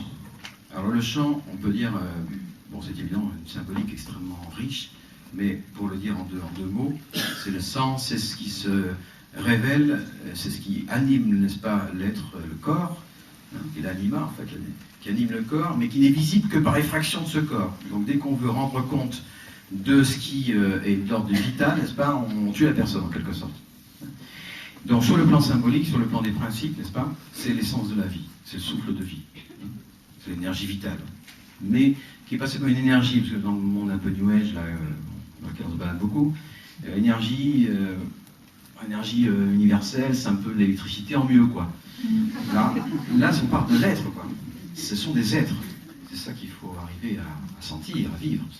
On n'est pas simplement sur un niveau énergétique, si sophistiqué soit-il, on est dans des relations d'être. Ce qui se transmet par le sang, n'est-ce pas, nous révèle cet être. C'est l'essence vitale, l'essence de la vie, qui se passe par le sang. Alors, cette représentation symbolique dans cette manifestation, dans le concret, est active, est opérante. Et évidemment, beaucoup de rituels, des traditions ancestrales utilisent les sacrifices d'animaux, on utilise le sang. Ce qui est repris dans la tradition chrétienne, comme par le sang de Christ, qui va reprendre sur lui tous les héritages. Donc cette essence cachée la manifestation, et ça on le voit, comme je vous expliquiez tout à l'heure, c'est l'illustration de cette personne, cette jeune fille, qui a des rectoragies, qui va exprimer, n'est-ce pas, comment le sang a été contaminé dans son ascendance, parce qu'il y a eu une interruption de la vie. Alors, je pense qu'il y a différents ordres de transmission. Moi, ce qui m'intéresse, je pense qu'il y a des transmissions vraiment psychologiques, inconscient, mais je pense qu'il y a aussi, je pense et j'observe cliniquement, qu'il y a des transmissions d'entités spirituelles. Et c'est ça que je voudrais traiter maintenant. Ça va? C'est pas trop fatigué? Peut-être ouvrir une fenêtre ou deux pour aérer. Donc la manifestation des esprits, je vous le dis en quelques mots, parce que je ne veux pas travailler trop long là-dessus. Mais je vais vous dire un certain nombre de choses qui me paraissent essentielles, qui vont au moins figurer dans une intervention assez courte, comme ça. On voit très souvent, et moi je vois très souvent des personnes qui ont un certain degré de médiumnité, qui s'interrogent sur cette capacité, n'est-ce pas, à entrer en contact avec ce monde autre. Alors pour moi, il y a deux médiumnités, il y a une médiumnité suspecte et une médiumnité positive. Mais positive, c'est des personnes qui ont été héritées d'un sens particulier, d'une intuition spéciale, et qui peuvent effectivement avoir des perceptions du monde non visible de manière, c'est un don, il n'y a pas de problème, c'est en général très bien quand on est médecin, quand on est thérapeute, et très bien. Mais il y a beaucoup de médiumnités qui sont suspectes. Alors, je vais peut-être en blesser quelques-uns, je m'excuse, c'est pas mon intention, mais moi, Reiki, je mets à la poubelle tout de suite. Je suis direct, parce que ça, il ne n'a pas trop le temps, mais je dis, je n'ai pas encore vu une personne qui pratique le Reiki qui soit infestée. Voilà, et même chez des maîtres de Reiki. Donc, j'en profite pour le dire, même si c'est... ça. Oui, parce que on fait du Reiki. Alors, ça marche. Si ça marche, c'est bien. C'est pas une preuve, ça, du tout. Le fait que ça marche. Parce que les démons, il faut les connaître un peu. Et ils ont des trucs. Alors ils nous donnent 9 trucs bons pour nous barboter le 10e, quoi, nous tromper sur la 10e chose. C'est un monde de la tromperie, de la duperie. Ce sont des êtres. Quoi. Donc il y a certaines étapes qu'il faut connaître, enfin qui dans mon expérience en tous les cas, que je vous livre. La première, contact avec les esprits, évidemment. Il y a une demande spirituelle, il y a des esprits positifs, mais il y a des esprits négatifs et maléfiques. Alors, les positifs, très bien, pas de problème. Mais les maléfiques. Alors, les maléfiques, d'abord, première action, ils séduisent. Ils font du pipeau, tout va très bien, c'est charmant, on a peut guérir plein de gens, on peut aider plein de gens, c'est formidable. Alors faire attention, ce qu'on appelle dans la tradition chrétienne, j'en prends des expressions, parce qu'il faut bien piocher dans les expressions, mais c'est de mon expérience aussi, ce qu'on appelait les 3 concupiscences. Celle de la chair, l'avoir, avoir du pouvoir, avoir de la domination, avoir de la reconnaissance, avoir... bon. La concupiscence des yeux, c'est l'apparence. Tout ce qui est de l'ordre du visible. Et puis le troisième de l'esprit, l'orgueil. Donc la séduction est présente et très subtile. Alors ce qu'on voit, c'est que quand certaines personnes font un travail, qu'on peut, à travers le travail avec les plantes, détecter qu'il y a effectivement un esprit qui est maléfique, ça ne plaît pas toujours aux gens, parce que parfois ils disent oui, mais moi j'aime bien, parce que ça me permet ci, ça pas. Alors, quand les gens font le processus et qu'ils acceptent et qu'ils disent ça, j'en veux plus. Alors on passe à une deuxième étape. Alors là le démon, il se monte tout de suite, il sort son masque, hein, et il fait peur. Alors deuxième étape après la séduction, c'est la trouille. Alors la peur, l'angoisse, la terreur, donc il fait peur. Vous n'y arriverez pas, de toute façon je suis bien plus fort, et puis de toute façon je vais vous avoir, et puis etc. Bon, comme c'est un menteur par définition, il ne faut rien croire, il ne faut pas avoir peur. Ça ne veut pas dire qu'il faut être téméraire. Donc il y a des armes et des instruments qu'il faut apprendre à connaître. Alors quand on commence à plus avoir peur, alors il nous décourage. Alors c'est long, c'est fatigant, ça ne terminera jamais, puis quand est-ce que je vais m'en poser, et puis encore, c'est vraiment, alors on s'épuise, quoi. Alors, on décourage. Et dans ce processus-là aussi, un élément toujours présent, c'est l'auto-accusation. Alors très important, on trouve toujours, n'est-ce pas, quand vous entendez les manifestations des mauvais esprits, c'est voilà, je suis beaucoup trop ci, je suis beaucoup trop ça, voilà, je suis pas assez ci, je suis pas assez ça. Alors ça vient toujours du mauvais côté. Il n'y a jamais de reproche quand on est en contact avec le monde spirituel. On peut voir, oui, on voit, oh là là. On voit, on nous montre nos erreurs, on nous montre notre ombre. Hein, on la voit. Et puis on est content de la voir. On est content. Non, dans un premier temps, on n'est pas content. On s'en passerait. Mais ça libère. Alors on dit, bah oui, c'est vrai, je suis vraiment un con, quoi. Ça fait du bien, tout d'un coup, on se dit, bah c'est vrai, tout ce qu'on bon. Alors ça libère. Hein. Donc, la vérité libère. Alors, voir dans les séminaires, on voit son orgueil, sa colère, pendant 20 ans, j'ai fait quel imbécile. C'est difficile, ça me décourage, c'est pas facile. Puis après, on dit, oui, quand même, c'est formidable de pouvoir s'en libérer, quoi. De plus alimenter ces choses-là. Alors, c'est libérant. Alors, quand, par contre, on croit prendre conscience, n'est-ce pas, qu'on n'est pas assez ci, qu'on n'est pas assez ça, et que ça nous enfonce. Et après, ça va encore un peu plus écrasé. Et qu'on se dit, on n'y arrivera jamais. Il faut reconnaître la voix de son maître. C'est très important, jamais dans le reproche. Contact avec les esprits, bon, c'est jamais un reproche. L'esprit négatif, non, dans la séduction. Donc dans la médiumnité, dont je parlais du Reiki, tout ce qui est de l'ordre de tous les moyens, disons, de channeling, ou il faut faire beaucoup de discernement. Alors, c'est pas pour condamner tout cela, je pense que, comme j'ai dit tout à l'heure, je tiens à préciser quand même qu'il y a des médiumnités qui sont positives. Hein. Mais il faut y regarder 2 fois, il faut vraiment un discernement très pointu, n'est-ce pas, pour aller voir ce qui se joue là. Surtout à partir du moment où on croit qu'on a un résultat. Alors je peux vous dire quand même qu'un certain nombre de maîtres de Reiki, moi j'ai vu passer, ils terminent avec une insuffisance rénale, avec des cancers, avec des choses que c'est à un moment donné, à force de prendre, bien évidemment, ils somatisent, quoi. Parce que quand même, quand on fait l'expérience de tous les cas, l'expérience qui est la mienne avec les plantes, hein, avant de pouvoir travailler avec ces énergies-là, il faut se purger. Il faut nettoyer la cheminée, quoi. Il faut récurer et récurer. C'est pas le paradis qui voici, mais c'est certainement le purgatoire. Ça purge beaucoup. Alors, pour ça passe à peu près sans frotter, quoi. Pas trop transmettre de cochonneries à nos patients, et puis pas en prendre non plus. Donc il faut nettoyer. Alors, cette notion de purification, de purgation, hein, est présente dans toutes les traditions. Et dans le chamanisme amazonien, c'est la première fonction, c'est la purgation. C'est pas l'édition d'ayahuasca, c'est la purgation. Donc le sceau est un instrument fondamental de la thérapie.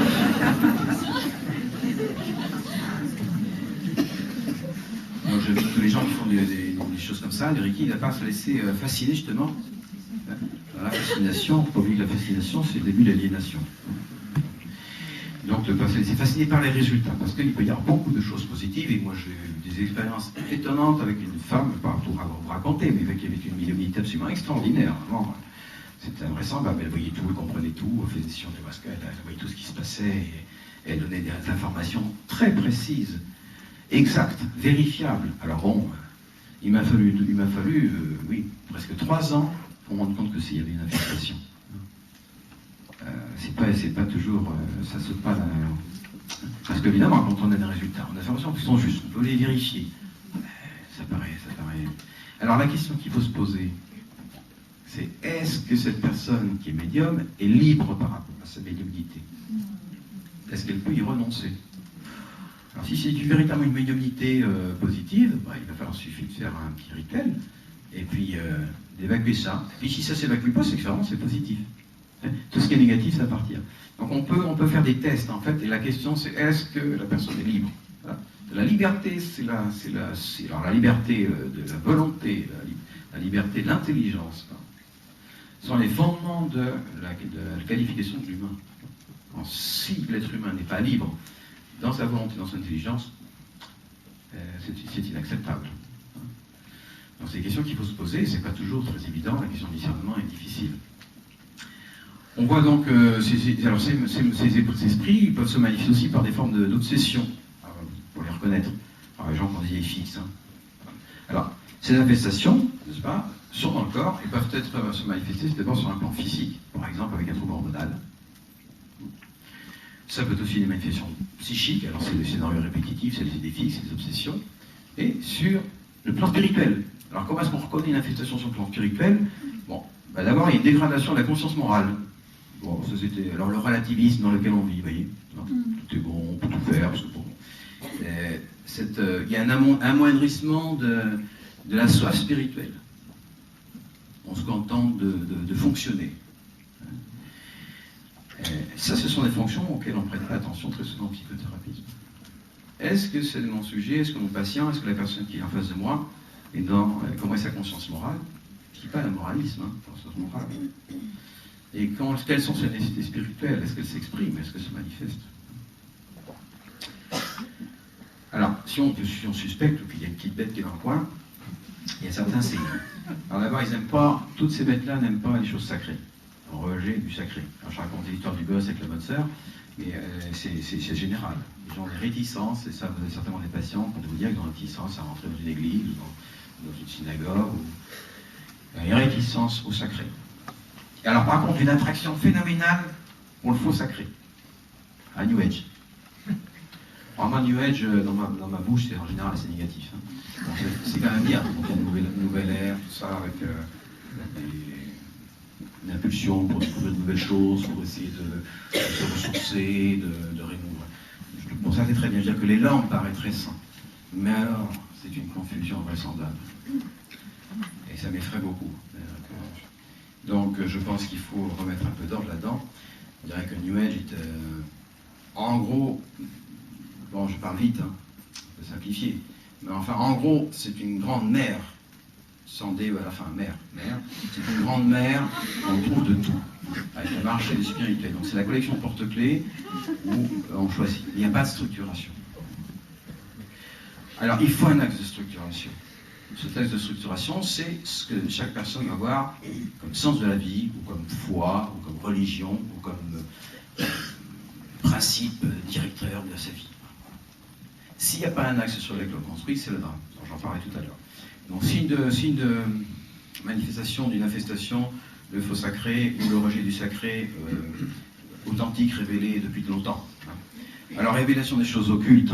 Je vous ai raconté l'histoire de cette personne qui est archéologue.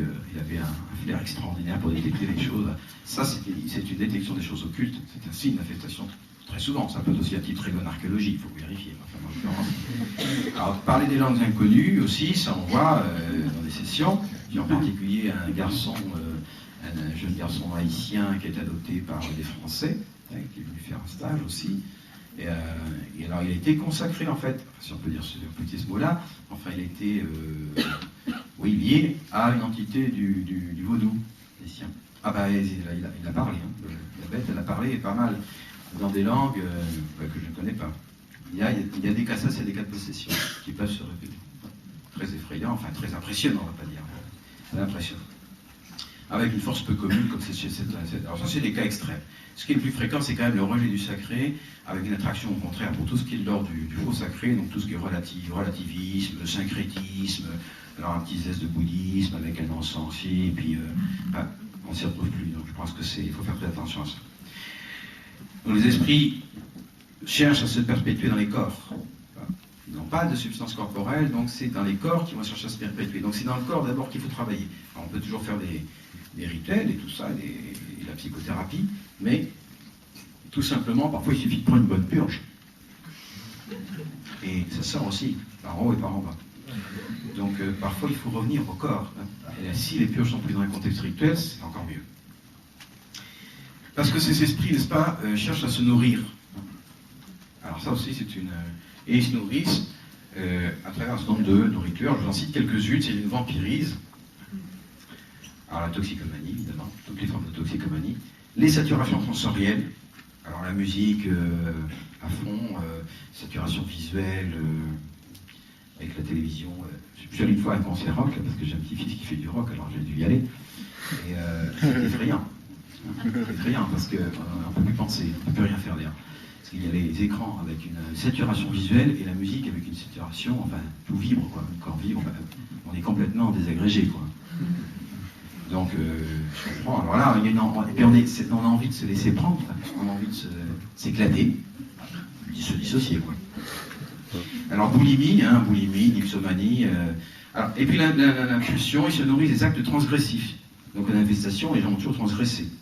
Alors, ça peut être transgression sexuelle, transgression dans la magie, transgression dans la délinquance, toutes sortes de formes de transgression, avec une appétence particulière pour la relation sexuelle désacralisée.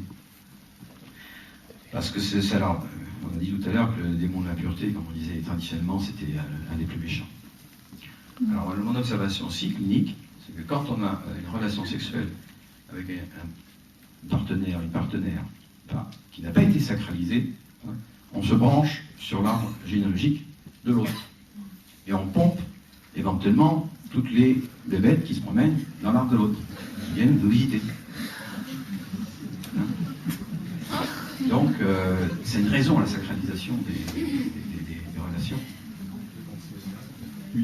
Donc, quand on parle d'adultère, je m'excuse de tout ce que je dis, c'est pas très moderne, mais c'est rien, c'est clinique. C'est une adultération. Il y a une adultération du corps. Pas du corps de la barbaque, du corps comme lieu sacré. Notre seule manifestation ici, dans cette existence. Donc c'est une adultération. Donc on a intérêt à y réfléchir, et ça on peut l'observer cliniquement. C'est pas une question, encore une fois, d'écouter ce que dit le pape ou je sais pas qui. On peut le voir cliniquement. C'est ça que je crois que je voudrais transmettre, c'est ce qui me tient à cœur, c'est que à travers cette pratique et des états de conscience, tout un chacun peut vérifier ces choses. Si on s'en donne la peine, évidemment. Il ne s'agit pas d'y croire. On peut le vérifier.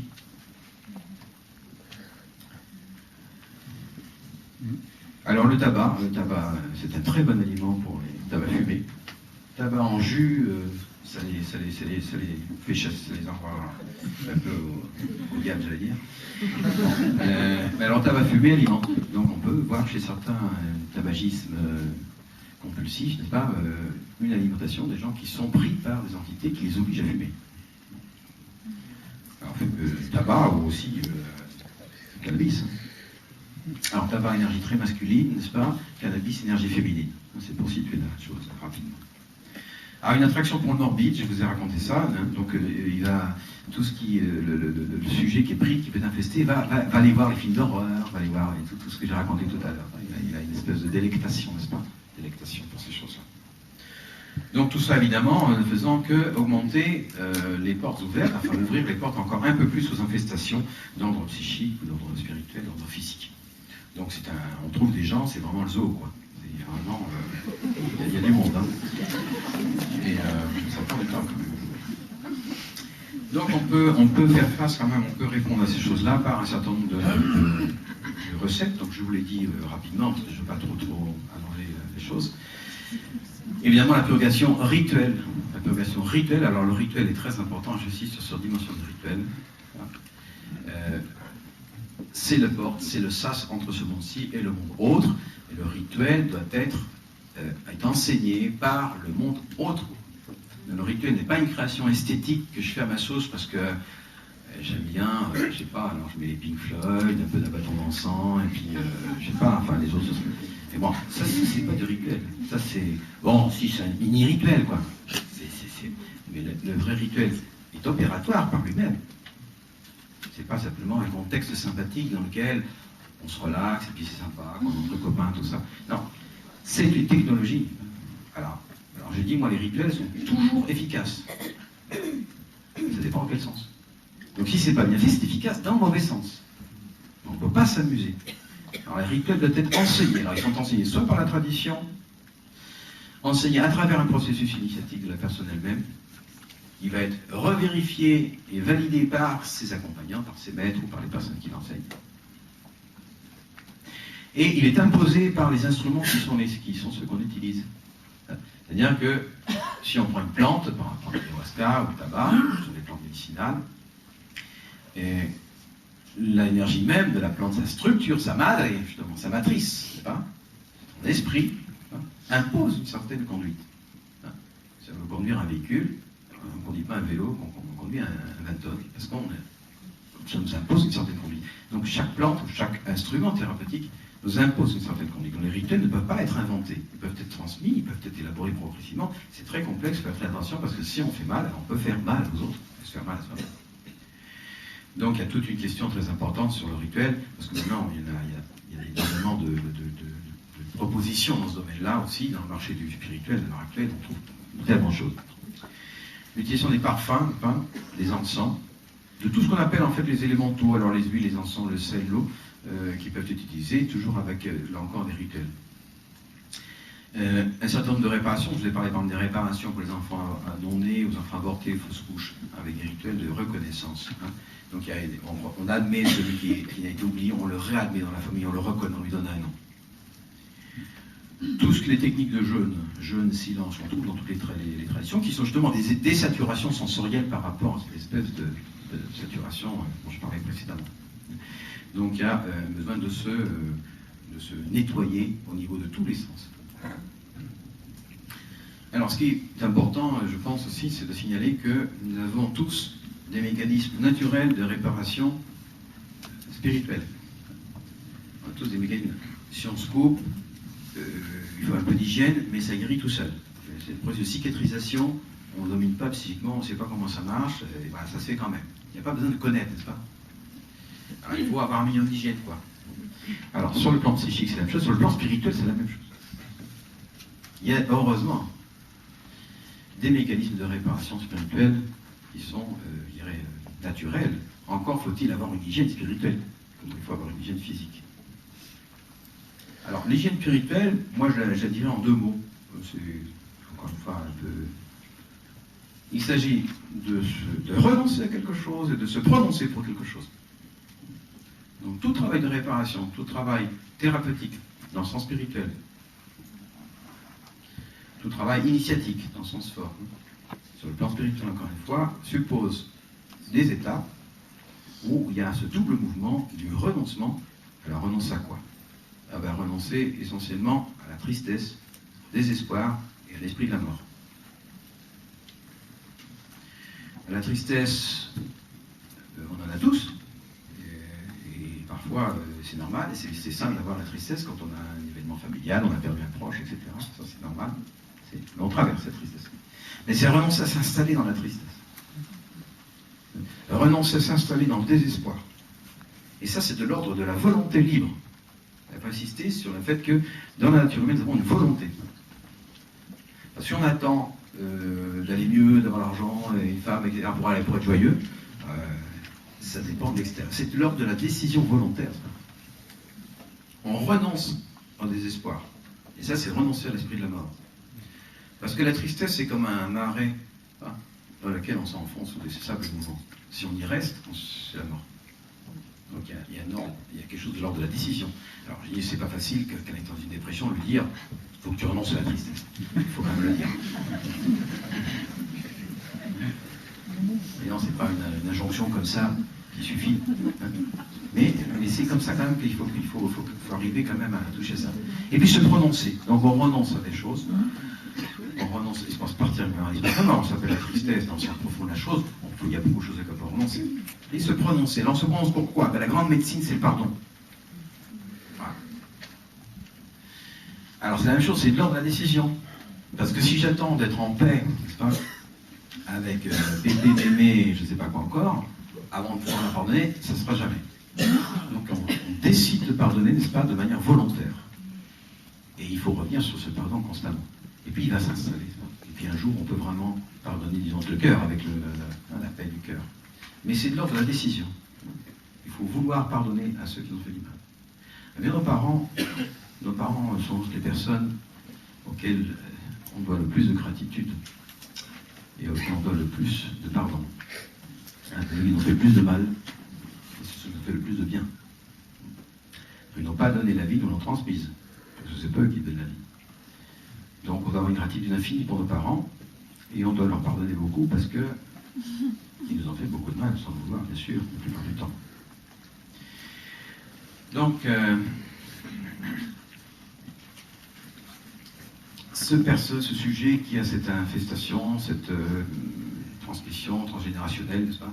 Vous disiez tout à l'heure, souvent, va jouer le rôle, n'est-ce pas, d'un descendant sacrificiel. Hein? C'est-à-dire qu'il symbolise, il met en évidence, n'est-ce pas, le secret.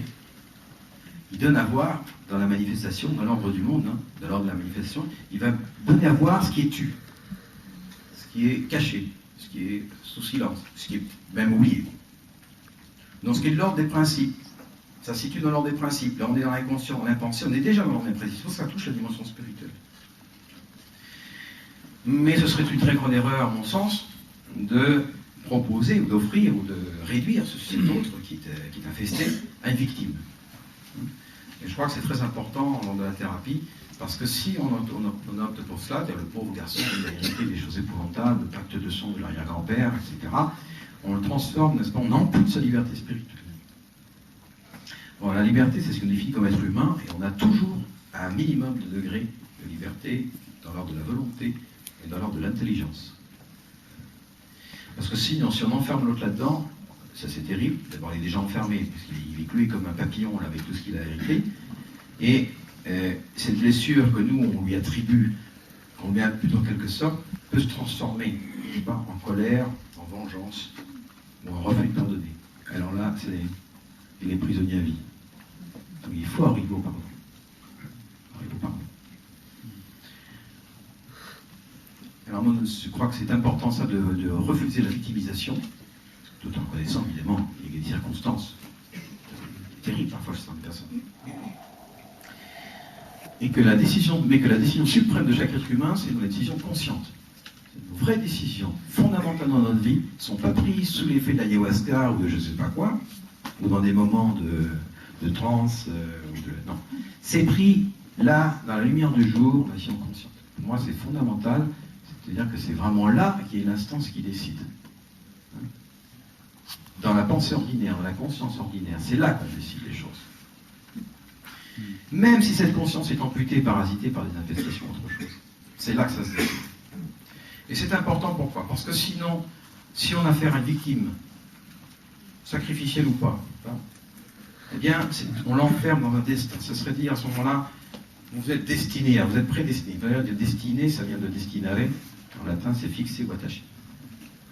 Donc on attache, on lie la personne à une fatalité absolue de laquelle il ne peut pas échapper. C'est-à-dire qu'il est prisonnier, quoi. Et il est prisonnier à vie, d'abord. Donc il est très important de sortir de cela et de restituer à toute personne, même la plus faible, même la plus parasitée, la plus infestée, lui restituer sa liberté et sa décision, et de lui faire comprendre, de l'amener en tous les cas, à distinguer dans l'ordre du futur, ce qui vient, qu'est-ce qui est de l'ordre de son destin, s'il le croit, ou est-ce que c'est la vocation? Bien. Différencier. La vocation, je répète, pour moi, c'est l'appel du monde spirituel vers la célébration de la vie. C'est la libre acceptation de croire en son étoile. C'est la libre acceptation d'assumer qu'on a un devenir positif et qu'on est guidé pour ça. C'est pour ça que je parle de l'étoile. Donc c'est un pari sur la vie. C'est un acte de foi, on va dire différemment.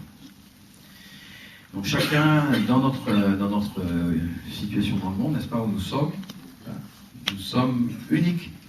Dans le lieu où nous sommes, dans le temps où nous sommes, chacun de nous est unique. Il n'y aura pas d'autres André, il n'y en aura plus, il n'y en avait pas avant, il n'y en aura plus d'autres. On est tous uniques. Absolument uniques. C'est-à-dire que dans la disposition à la constellation, on va dire, universelle, pour nous sommes les seuls, chacun à notre place, à pouvoir célébrer le vivant où l'on est. Personne ne peut le faire à notre place. Ah ben ça, c'est la vocation. C'est ce à quoi je suis voué. C'est-à-dire, dans le concert de l'univers et du monde, de chanter la vie. Et ça, on va retrouver beaucoup, en particulier dans toutes les célébrations de la médecine traditionnelle et dans toutes les liturgies, l'importance du chant, justement, qui manifeste dans cette réalité-là le chant de la vie, la célébration, ce qu'on appelait avant la louange. Alors, ça nous pose la question, n'est-ce pas, de finalement, alors qui suis-je, moi? Parce que si je suis un peu un agrégat psychique de mes ancêtres, mes parents, qu'est-ce que c'est ce jeu qui parle là? Ou alors est-ce que simplement la machine neuronique qui produit des molécules, etc. Bon, ça on laisse de côté, je crois que on est tous convaincus que c'est pas possible. Alors, la première réflexion, c'est que le jeu, c'est plus large que le moi. Le jeu est plus large que le moi. Tout ce que je peux dire de moi, tout ce que je peux formuler sur moi, tout ce que je peux penser de moi, ne recouvre pas je. Il y a quelque chose qui antérieur, qui précède la conscience de qui je suis. C'est-à-dire que ça précède notre réflexivité. Évidemment, nos parents représentent, n'est-ce pas, dans cette réalité, dans cette manifestation, nos parents ou les figures parentales qui ont servi parfois de substitut de nos parents, symbolisent pour nous, dans cette réalité, notre filiation à d'autres parents du monde des principes. Qu'est-ce qui nous génère dans le monde des principes? Quels sont nos parrains dans le monde des principes? Notre identité, ça ne peut pas être simplement l'expérience qu'on a de soi-même. Notre identité, ça ne peut pas être ce qu'on peut affirmer sur soi. On ne se connaît pas, d'abord. Ce n'est pas non plus notre prénom ou notre nom. Le prénom, un peu le nom, c'est ce qui a un peu cristallisé au début, qui a permis d'associer, n'est-ce pas, les affects, les attitudes, autour de nous. Alors on s'est dit, tiens, bah, ça c'est moi, ils en parlent de moi. Alors bah oui, je suis un tel, une prise de conscience, l'identité de soi. Et cet agrégat, n'est-ce pas, on existe avant d'avoir un nom, un prénom, et avant de le reconnaître. Ce qui fait que, quelque part, je pense que nous avons l'intuition, enfin, j'espère que vous la partagez avec moi, qu'il y a quelque chose en nous qui est une paternité plus radicale, n'est-ce pas? L'origine plus radicale, peut-être plus radicale que celle de papa-maman, et de ma conscience même que j'ai de moi-même. Alors on pourrait dire par exemple, moi j'ai été très frappé par exemple dans certaines personnes de la capacité de ce qu'on appelle maintenant la résilience, la capacité de récupérer des épreuves terribles. On voit des gens qui ont passé des choses absolument épouvantables, ils s'en sortent très bien. Parce qu'il y a quelque part en eux, dans au-delà de leur moi, il y a un jeu qui a vécu et qui a hérité aussi des choses extrêmement positives et pures et saines, etc., sur lesquelles il peut s'appuyer et se reconstruire. Ou simplement aussi comment on appelle ça, les souvenirs de la vie fétale. Donc il y a quelque chose qui antécède, qui précède l'identité. Et je crois qu'on peut assimiler, assurer qu'on ne peut pas se définir, on ne peut pas reconnaître qui l'on est simplement dans le là et maintenant, c'est-à-dire dans un ordre statique. Je m'appelle un tel, ma carte d'identité c'est ça, j'habite à tel endroit. C'est pas ça qui nous définit évidemment dans notre identité. C'est même pas dire maintenant je suis marié, j'ai des enfants. Qu'est-ce qui définit ce jeu profond? Eh bien, il y a une intuition, je crois, qui est manifestée dans toutes les traditions, c'est le fait qu'on transmet. Notre nom se définit d'abord par le patronyme, non, par l'héritage du père. Non. Il y a beaucoup de traditions, par exemple, les traditions arabes ou juives, c'est Ben, Joseph, Ben Moshe, ou le son, Davidson, etc. Donc on existe par la définition d'où l'on vient, de notre origine. Ce qui nous définit dans ce monde-ci, c'est notre filiation, de papa-maman, des ancêtres. Alors, est-ce que ça signifierait que ce qui nous définit dans le monde autre, dans des principes, puisque nous sommes des êtres spirituels, serait de l'ordre aussi de la filiation divine. C'est dans cette condition, dans une condition naturelle de fils ou de fille, qui nous est donnée dans cet univers-là, qui est une représentation de nos origines métaphysiques. Ça nous renvoie à de l'être, à une nature humaine qui est spirituelle. Alors la question que je pose, qu'on trouve, est-ce que nous serions les fils du malin? Puisqu'il y a aussi des mauvais esprits. Alors je renvoie par exemple aux paroles de Jésus dans la Bible. Il dit à un moment donné, il dit, vous faites les œuvres de votre Père, vous êtes du diable, votre Père, et ce sont les désirs de votre Père que vous voulez accomplir. Donc qu'est-ce qu'on désire vraiment? Et qu'est-ce qu'on agit? Donc, il s'agit de nous souvenir de qui nous sommes, et à quelle est notre filiation. La filiation de papa et de maman, mais il y a aussi les filiations de la patrie, les filiations des familles linguistiques, les filiations des familles spirituelles, dont on hérite aussi. Le saint patron, toutes les consécrations qu'on a pu avoir, ou les parents, les grands-parents, etc. Et cette filiation est tellement importante que vous avez tous entendu parler de ce cas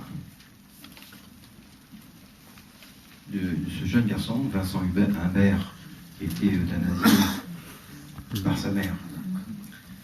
Et j'ai trouvé une chose qui m'a paru intéressante, c'était l'opinion d'un médecin qui s'est occupé de lui. Je vous cite un peu un passage d'un de ses commentaires, parce que ça me paraît être important ici. Quelle différence, dit-il, entre l'endormir et lui déclencher un arrêt cardiaque? Pas grand-chose, assurément. Ceci tout de même. Il y a un monde entre le sommeil induit, par lequel on tente de soulager un malade, en s'évertuant de limiter les dangers, et l'euthanasie, par laquelle on pousse une drogue dans le seul but de provoquer le décès, et le plus tôt sera le mieux. Essayez donc, et moi j'en sais quelque chose, dit-il, j'ai fait les deux, même si c'est il y a longtemps. La différence est infime, certes, et elle a l'épaisseur d'un symbole. Ben oui. Et je crois que parmi les causes qui mènent notre civilisation à sa perte, il y a cette lubie qu'elle s'est mise en tête de se passer des symboles. Et puis considérer la naissance, la procréation médicalement assistée, et voyez le mal qu'on s'y donne, et les fortunes qu'on y dépense pour maintenir un semblant de symbolique de filiation. Alors que ce ne sont pas les enfants adoptés qui manquent. Tout le monde trouve normal cet effort, et moi comme les autres, mais qui oserait dire après cela qu'on ne peut pas faire le millième de cet effort pour la symbolique de mourir? Ben, je trouvais que ça tombait très bien dans cette approche, parce que c'est vraiment la contradiction actuelle de notre monde, n'est-ce pas? Sans prononcer de jugement, je ne suis pas là pour juger quiconque. Enfin, il y a une maman qui euthanasie, qui donne la vie, qui après qui donne la mort, et en même temps on fait tout pour développer le clonage et la fécondation artificielle. Alors, de quoi on parle? Il y a une intuition là que la filiation c'est tellement important qu'on voudrait transmettre, on va avoir des enfants d'une façon ou d'une autre. Mais est-ce que c'est nous qui donnons la vie ou est-ce qu'on simplement la transmet? Et qui donnerait la vie si ce n'est pas nous? Donc ça nous renvoie toujours à des instants spirituels et comment nous entrons en relation avec ces instants spirituels. Et quand il y a falsification d'espace de transmission, c'est extrêmement lourd. Alors je ne reviens pas sur le cas d'inceste, où il se trouve, la personne est prise dans un cercle vicieux évidemment, c'est avec un enfermement, puisque je suis l'avant et l'après de mon parent. Je suis l'engendré et l'engendrant en même temps. C'est-à-dire qu'il y a une rupture de la filiation. Donc il n'y a plus de clarté sur les origines et encore moins sur les finalités. Toutes les familles, et vous savez aussi bien que moi, vous avez sans doute beaucoup d'expériences aussi similaires à les miennes, où il y a des mensonges sur les origines, ou des non-reconnaissances des enfants, entraînent des perturbations très importantes. La filiation est fondamentale parce que c'est ce qui nous est donné comme bagage et comme devoir, ou comme fonction de dans la vie, c'est de réparer ce qui se doit réparer chez ses ancêtres et hériter de bonnes choses de ses ancêtres pour en faire quelque chose. Mais je ne parle pas de la question de l'avortement, qui est aussi un héritage qu'on donne à ses enfants. Et donc, ce qu'on voit, c'est que notre identité, n'est-ce pas, si elle n'est pas définie de manière statique, elle peut être définie quelque part dans un ordre dynamique. C'est-à-dire, ce qui nous définit, c'est d'où je viens, n'est-ce pas, mais aussi où je vais. C'est l'origine et la finalité qui nous définit. Et dans cette origine et cette finalité, c'est nous qui décidons C'est ça qui est extraordinaire. Parce que s'il est vrai qu'il y a quelque chose qui est de l'ordre de la filiation non acceptée, le père donne vie à son fils, le fils il n'a pas choisi, il n'a pas demandé la permission, il est là. Bon. Mais c'est le fils qui va confirmer le père après. Toi, tu es mon père, je te reconnais. Ou le nier. Donc c'est le fils qui fait le père.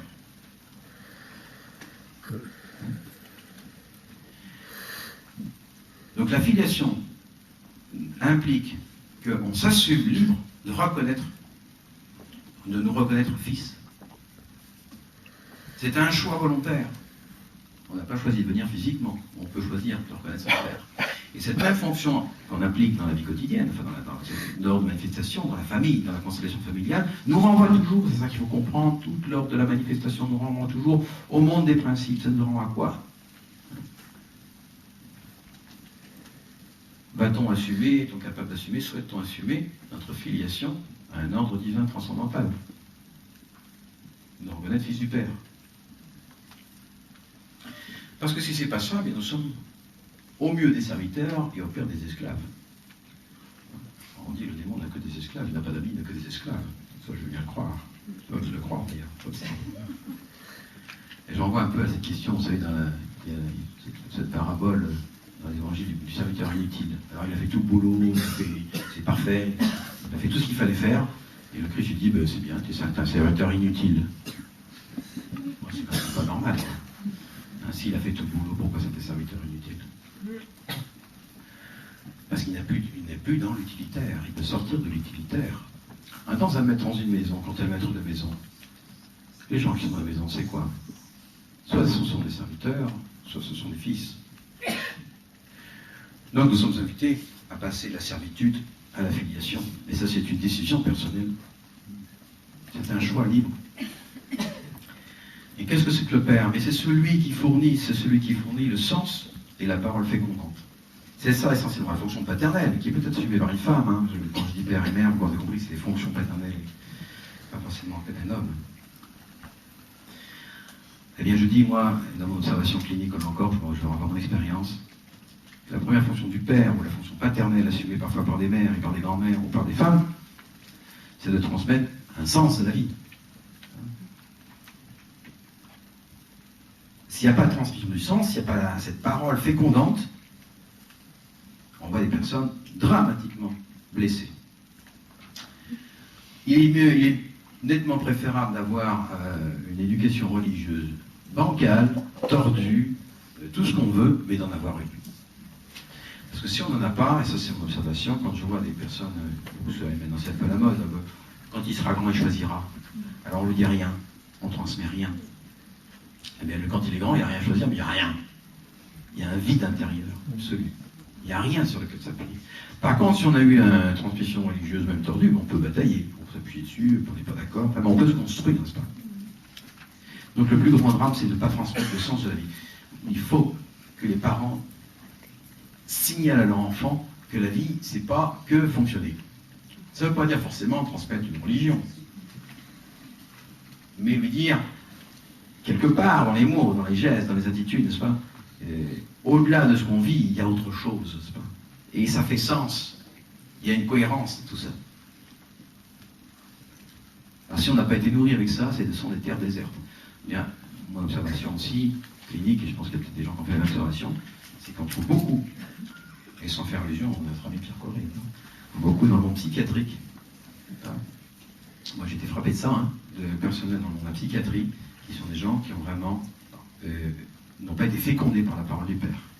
Ils sont tellement vides, ils sont à l'approche de la folie, ils sentent la folie, ils sentent le vide, et ils vont s'investir par exemple dans une fonction thérapeutique psychiatrique, infirmière psychiatrique, etc., n'est-ce pas, de manière à être du bon côté de ceux qui ont les blouses blanches, quoi, pas le côté. Et alors, quand on explore ça, on voit en fait on voit une tour, une forteresse, n'est-ce pas, qui protège à rien. Il n'y a que des fortifications sans rien à protéger à l'intérieur. C'est que les personnes ne disent que dans leur résistance et dans leur défense.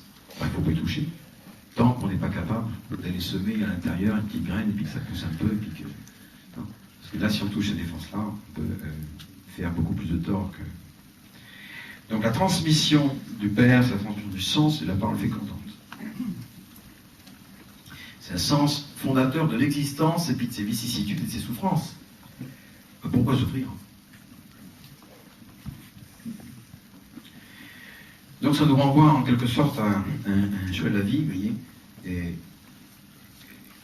il y a une filiation qui vient d'avant, mais il y a la filiation qui va après. C'est-à-dire que quand je fais ce mouvement de reconnaître le Père, je viens du Père et j'y retourne. Donc c'est la source, c'est l'origine et c'est la fidélité. Et c'est ça qui donne mon identité, c'est l'identité de fils. Autres, se choisissent d'autres pères. Je pense que la question du transgénérationnel nous renvoie, n'est-ce pas, au choix que nous allons faire d'une solidarité de nos ancêtres, une solidarité verticale, n'est-ce pas, et qu'on peut assumer aussi dans une solidarité horizontale avec les gens qui sont autour de nous. Donc de la confiance et de l'acceptation. Confiance et l'acceptation qui précède la compréhension. Moi, c'est encore une fois une observation pratique et clinique dans le travail avec les plantes, dans le travail avec les initiations chamaniques, etc. Les gens posent des questions, alors il dira, j'aimerais bien savoir quelle est ma vocation, j'aimerais bien savoir avec qui je vais me marier, j'aimerais savoir... Et puis, est-ce que Dieu existe? Et puis... Alors, l'observation, c'est... Alors, avant de monter, il faut descendre. C'est-à-dire, avant de voir les beautés, il faut aller voir dans les profondeurs et les obscurités. Alors ça, c'est mathématique, ça, c'est une voie spirituelle. Donc, dès qu'il y a un processus qui se dit initiatique, et puis c'est beau, c'est génial, c'est super, il faut s'en méfier. Soit c'est faux, soit il y a la descente qui va pas tarder. C'est pas de la toxicomanie, les gens ils fument, ils consomment pas. Alors ils ont le high, ça flotte en haut, et après c'est la redescente. Dans l'initiation, on dit c'est un peu comme au cinéma, mais il vaut mieux payer l'entrée. Alors on paye l'entrée, et comme ça, parce que sinon on nous attend la sortie, c'est double le prix. Il faut payer l'entrée, il faut vraiment faire un effort. Alors on est amené à faire un effort.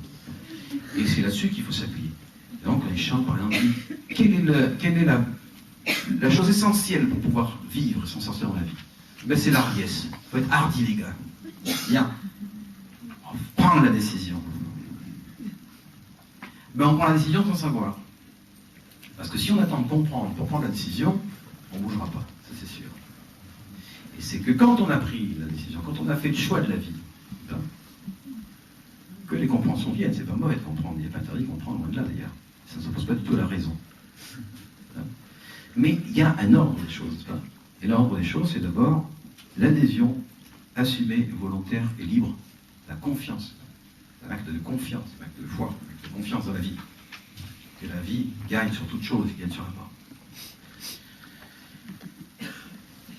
Moi, je veux dire que j'ai eu cette expérience un jour, n'est-ce pas, dans mon processus avec les plantes. Un jour, j'ai de voir cette connexion avec l'affiliation, que le Père existe. Et j'ai trouvé que c'était un repos extraordinaire. Ne plus avoir à tout porter. C'est un repos extraordinaire. C'est ce que je vous souhaite aussi. Mais ce que l'adéquat de l'affiliation, c'est tu ne seras plus jamais seul. Et on peut être dans une relation de connaissance et de reconnaissance du Père et de ses assistants, parce qu'il y a beaucoup d'esprits, je résume. Donc pour terminer, si on comparait, on peut le faire en prenant la théorie du chaos, où on parle d'un système vivant, vous avez un système d'informations qui vont accumuler des informations jusqu'à une certaine saturation du système. Si nous sommes des systèmes vivants aussi, nous accumulons des expériences, des sentiments, et puis il y a un moment où il y en a trop, et puis on sent qu'on va péter les plombs, qu'on arrive au bord, à la limite, à la frontière, on ne sait plus ce qui va se passer. Bon. Alors dans la théorie du chaos, on dit, mais là, c'est la crise émergente. Alors à au bord, il faut absolument réordonner le système avec d'autres composantes, passer à un niveau supérieur. Alors, c'est la crise émergente. Alors, vous avez deux choix, deux options. Soit c'est le saut négantropique, on va vers la mort, soit centropique, je crève. Soit je dis, je vis et je passe à un niveau supérieur, je ne sais pas ce que ça va être, n'est-ce pas? Je fais le pari de la vie, soit je meurs. Et bien dans ce moment-là, dans ce moment de choix, des choix qui sont constants, on fait dans notre vie, et qui peuvent à un moment donné être très importants, depuis des années. Là, il y a un petit espace, c'est l'espace de la délibération interne. C'est là que s'exerce le libre choix et la libre volonté, la libre intelligence. Et là, on est tout seul. Et c'est à cet endroit-là qu'on peut choisir la vie. Quand on fait ce choix-là, il y a un moment de retour sur soi. Qui suis-je? Et un moment où on fait mémoire. On se rappelle. Je peux vous dire ça parce que moi, j'ai vécu ça. Et je me suis souvenu que j'avais toujours vu la lumière. On m'aurait demandé ça 2 heures avant la crise. Donc je crois qu'on sait profondément nous-mêmes, dans la mémoire de d'où l'on vient et où l'on va. Et il nous est demandé de dire oui, non. On ne va pas dire non, si d'ailleurs. Mais c'est cela que je pense auquel nous sommes amenés à partir d'un processus spirituel, c'est pas? De la sagesse, dans le sens du mot grec, sagesse, aletheia, c'est le non-oubli. N'oublions pas qui nous sommes. Et faisons mémoire de notre essence, de notre origine et de notre destin. Je vous remercie.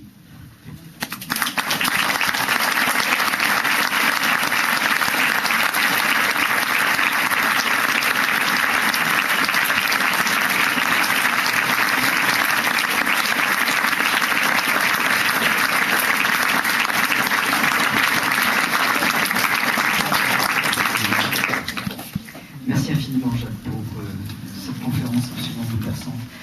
Nous n'avons pas beaucoup de temps pour les questions. Je suis désolé parce qu'il est déjà très tard et normalement la salle devrait déjà être libérée.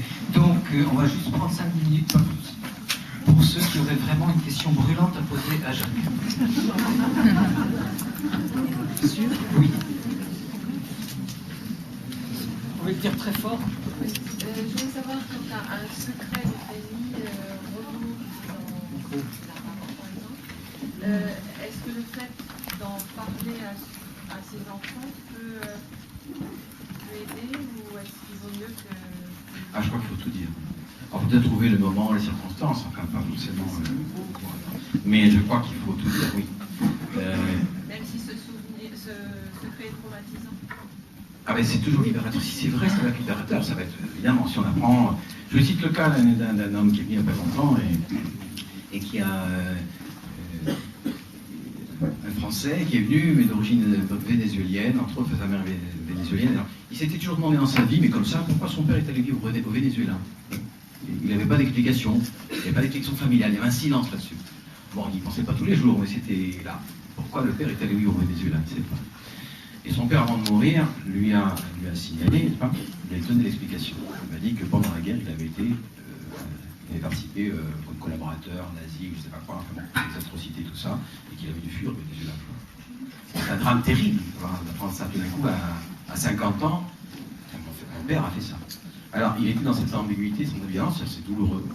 Mais enfin, il savait. Vous savez que le pire, c'est pas savoir. Moi, je crois qu'il faut tout dire. Alors, bien sûr, il faut trouver les mots, les situations, mais il faut absolument transmettre. Ne pas transmettre la vérité sur les filiations, c'est dramatique, c'est s'approprier, c'est confisquer à l'autre sa liberté. On n'a pas le droit de le faire, même si on prétend que c'est par amour de mère, de père, ou je ne sais pas. Il faut absolument, je crois, dire la vérité. Il faut attendre, évidemment, c'est pas dans l'os de 3 ans. En fait, tout ça, c'est des questions de circonstances et de compréhension, mais je crois qu'il faut tout dire, tout doit paraître à la lumière, tout. Est-ce qu'il y a une autre question? Une autre question? Oui. Alors, une autre question. Juste très rapidement. Donc expliquer, je crois, par rapport justement à ces poids transgénérationnels, c'est quelque chose qui se guérit apparemment plus ou moins de façon, on va dire, spirituelle, plus que psychologique ou médicale. Et dans notre société française, ici, je me pose un petit peu la question, l'autorité aujourd'hui spirituelle, l'église du coin, ou la mosquée, ou n'importe quel temps, est-ce que les personnes n'ont pas franchement l'air d'être très compétentes à ce niveau-là? C'était perdu. Mon copain Marcel, s'il a un poids à ce niveau-là, comment il va faire pour pouvoir justement accéder à une guérison spirituelle? Alors, c'est pas simplement. Alors, pour les héritages transgénérationnels, je crois qu'il faut travailler aux 3 niveaux. Au niveau physique, au niveau psychique. Je n'ai pas beaucoup parlé de psychique, parce que je dis, il y a des gens qui vont parler plus que moi, mais insister sur la partie spirituelle. Alors, c'est vrai que c'est un relatif désert quand on cherche, en particulier dans les églises institutionnalisées, des prêtres ou des rabbins ou des pasteurs, etc., qui soient aptes ou compétents ou qui souhaitent même parler de ces choses-là, en plus agir. Parce que même dans ceux qui sont censés combattre tout cela, maintenant il y a une négation, n'est-ce pas, de l'existence même des forces du mal. tout espoir n'est pas perdu, parce qu'il y en a quand même quelques-uns qui sont ouverts, et je pense que si les religieux, si les personnes qui sont des religieux ne se mettent pas au boulot, il faut que les laïcs le fassent. C'est tout à fait autorisé. Alors dans certaines conditions, avec des précautions, etc. Enfin, il ne s'agit pas de faire n'importe quoi, n'importe comment, mais c'est possible. Et sans entrer absolument en contradiction avec les doctrines, avec les lois. Donc c'est possible de le faire. Je crois que c'est les thérapeutes. Alors je me suis vu très critiqué parce que j'avais dit que les thérapeutes étaient des prêtres, quoi, quelque part, qu'il y avait une fonction sacerdotale assumée. Alors ça a été mal pris, j'étais repris dans les journaux en disant que ça y est. Bon, il faut comprendre que la fonction sacerdotale, c'est la fonction d'offrande. Celui qui peut offrir. Donc celui qui est capable de faire le lien entre ce monde-ci et le monde autre, le monde des manifestations, le monde des principes. Tout le monde peut faire des offrandes, enfin, tout le monde peut assumer cette fonction-là, et le thérapeute encore plus qu'un autre. Ça ne veut pas dire que tous les thérapeutes doivent devenir curés ou des choses comme ça. Donc vous pouvez comprendre. Donc je crois qu'il y a une grande partie, n'est-ce pas, des églises ou des institutions qui sont désacralisées, qui ne jouent plus leur rôle dans ce domaine-là, qu'il y a des thérapeutes qui sont ouverts et qui voient dans la pratique, parce que je crois que toute personne qui s'est intéressée à des toxicomanes, par exemple, honnêtement, n'a pas pu ne pas voir, n'est-ce pas, la manifestation qu'il y a. Ça saute aux yeux, enfin, c'est tellement évident. Et il y a des instruments pour ça, et entre autres choses, on peut utiliser un certain nombre de techniques sur le corps, les plantes, etc., dans un contexte rituel. Alors ça, il faut l'apprendre, mais on est en train d'en parler un peu, d'essayer de diffuser. Et oui, il y a un manque de ressources, de personnes ressources. Enfin bon, le nombre de personnes qui sont dans la salle laisse penser que c'est transitoire, ça va s'améliorer. Alors, puisque tu nous as dit que les laïcs pouvaient effectivement faire ce genre de travail, peut-être que tu pourrais, ici et maintenant, nous faire entendre quelques vibrations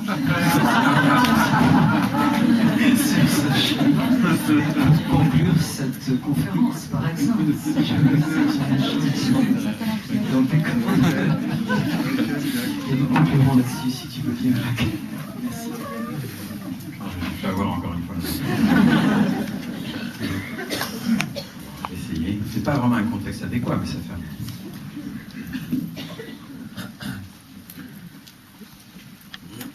C'est un contexte de sacralité. Oui.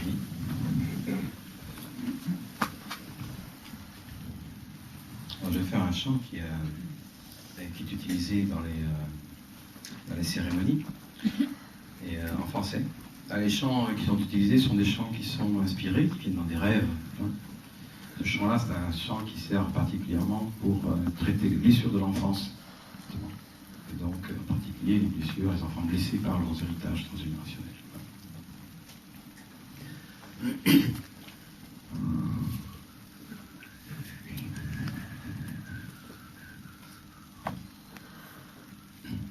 Je me suis promené dans les tréfonds et j'y ai trouvé l'âme humaine. Je me suis promené dans les tréfonds et j'y ai trouvé l'âme humaine.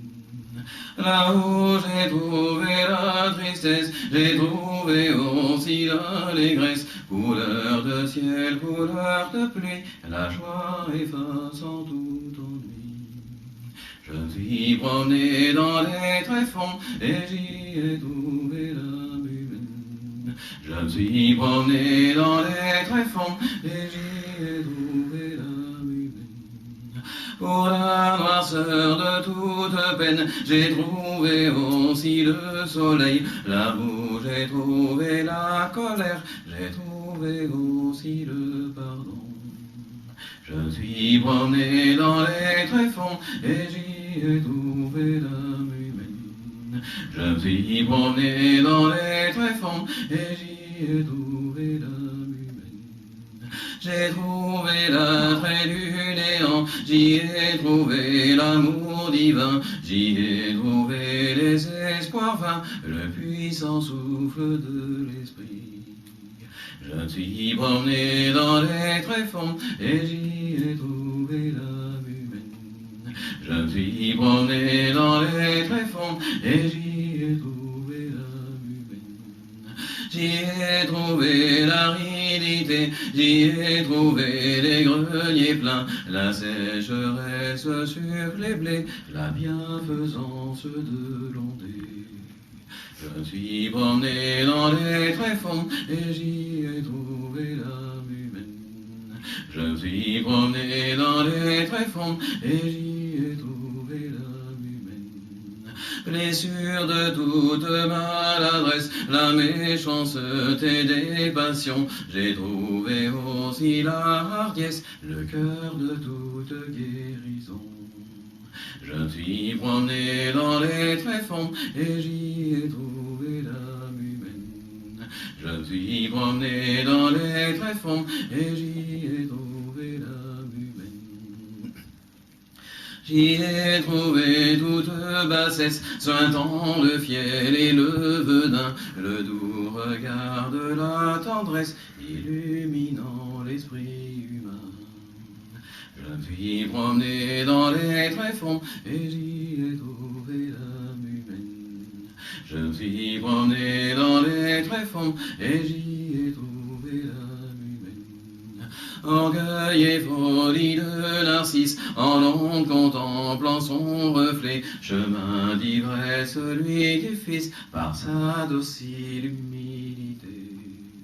Je me suis promené dans les tréfonds et j'y ai trouvé l'âme humaine. Je me suis promené dans les tréfonds et j'y ai trouvé l'âme humaine. J'y ai trouvé un simple membre de la communauté humaine, cherchant à tâtons le chemin où rien ne sera plus pareil. Je me suis promené dans les tréfonds et j'y ai trouvé l'âme humaine. Je me suis promené dans les tréfonds et j'y ai trouvé l'âme humaine.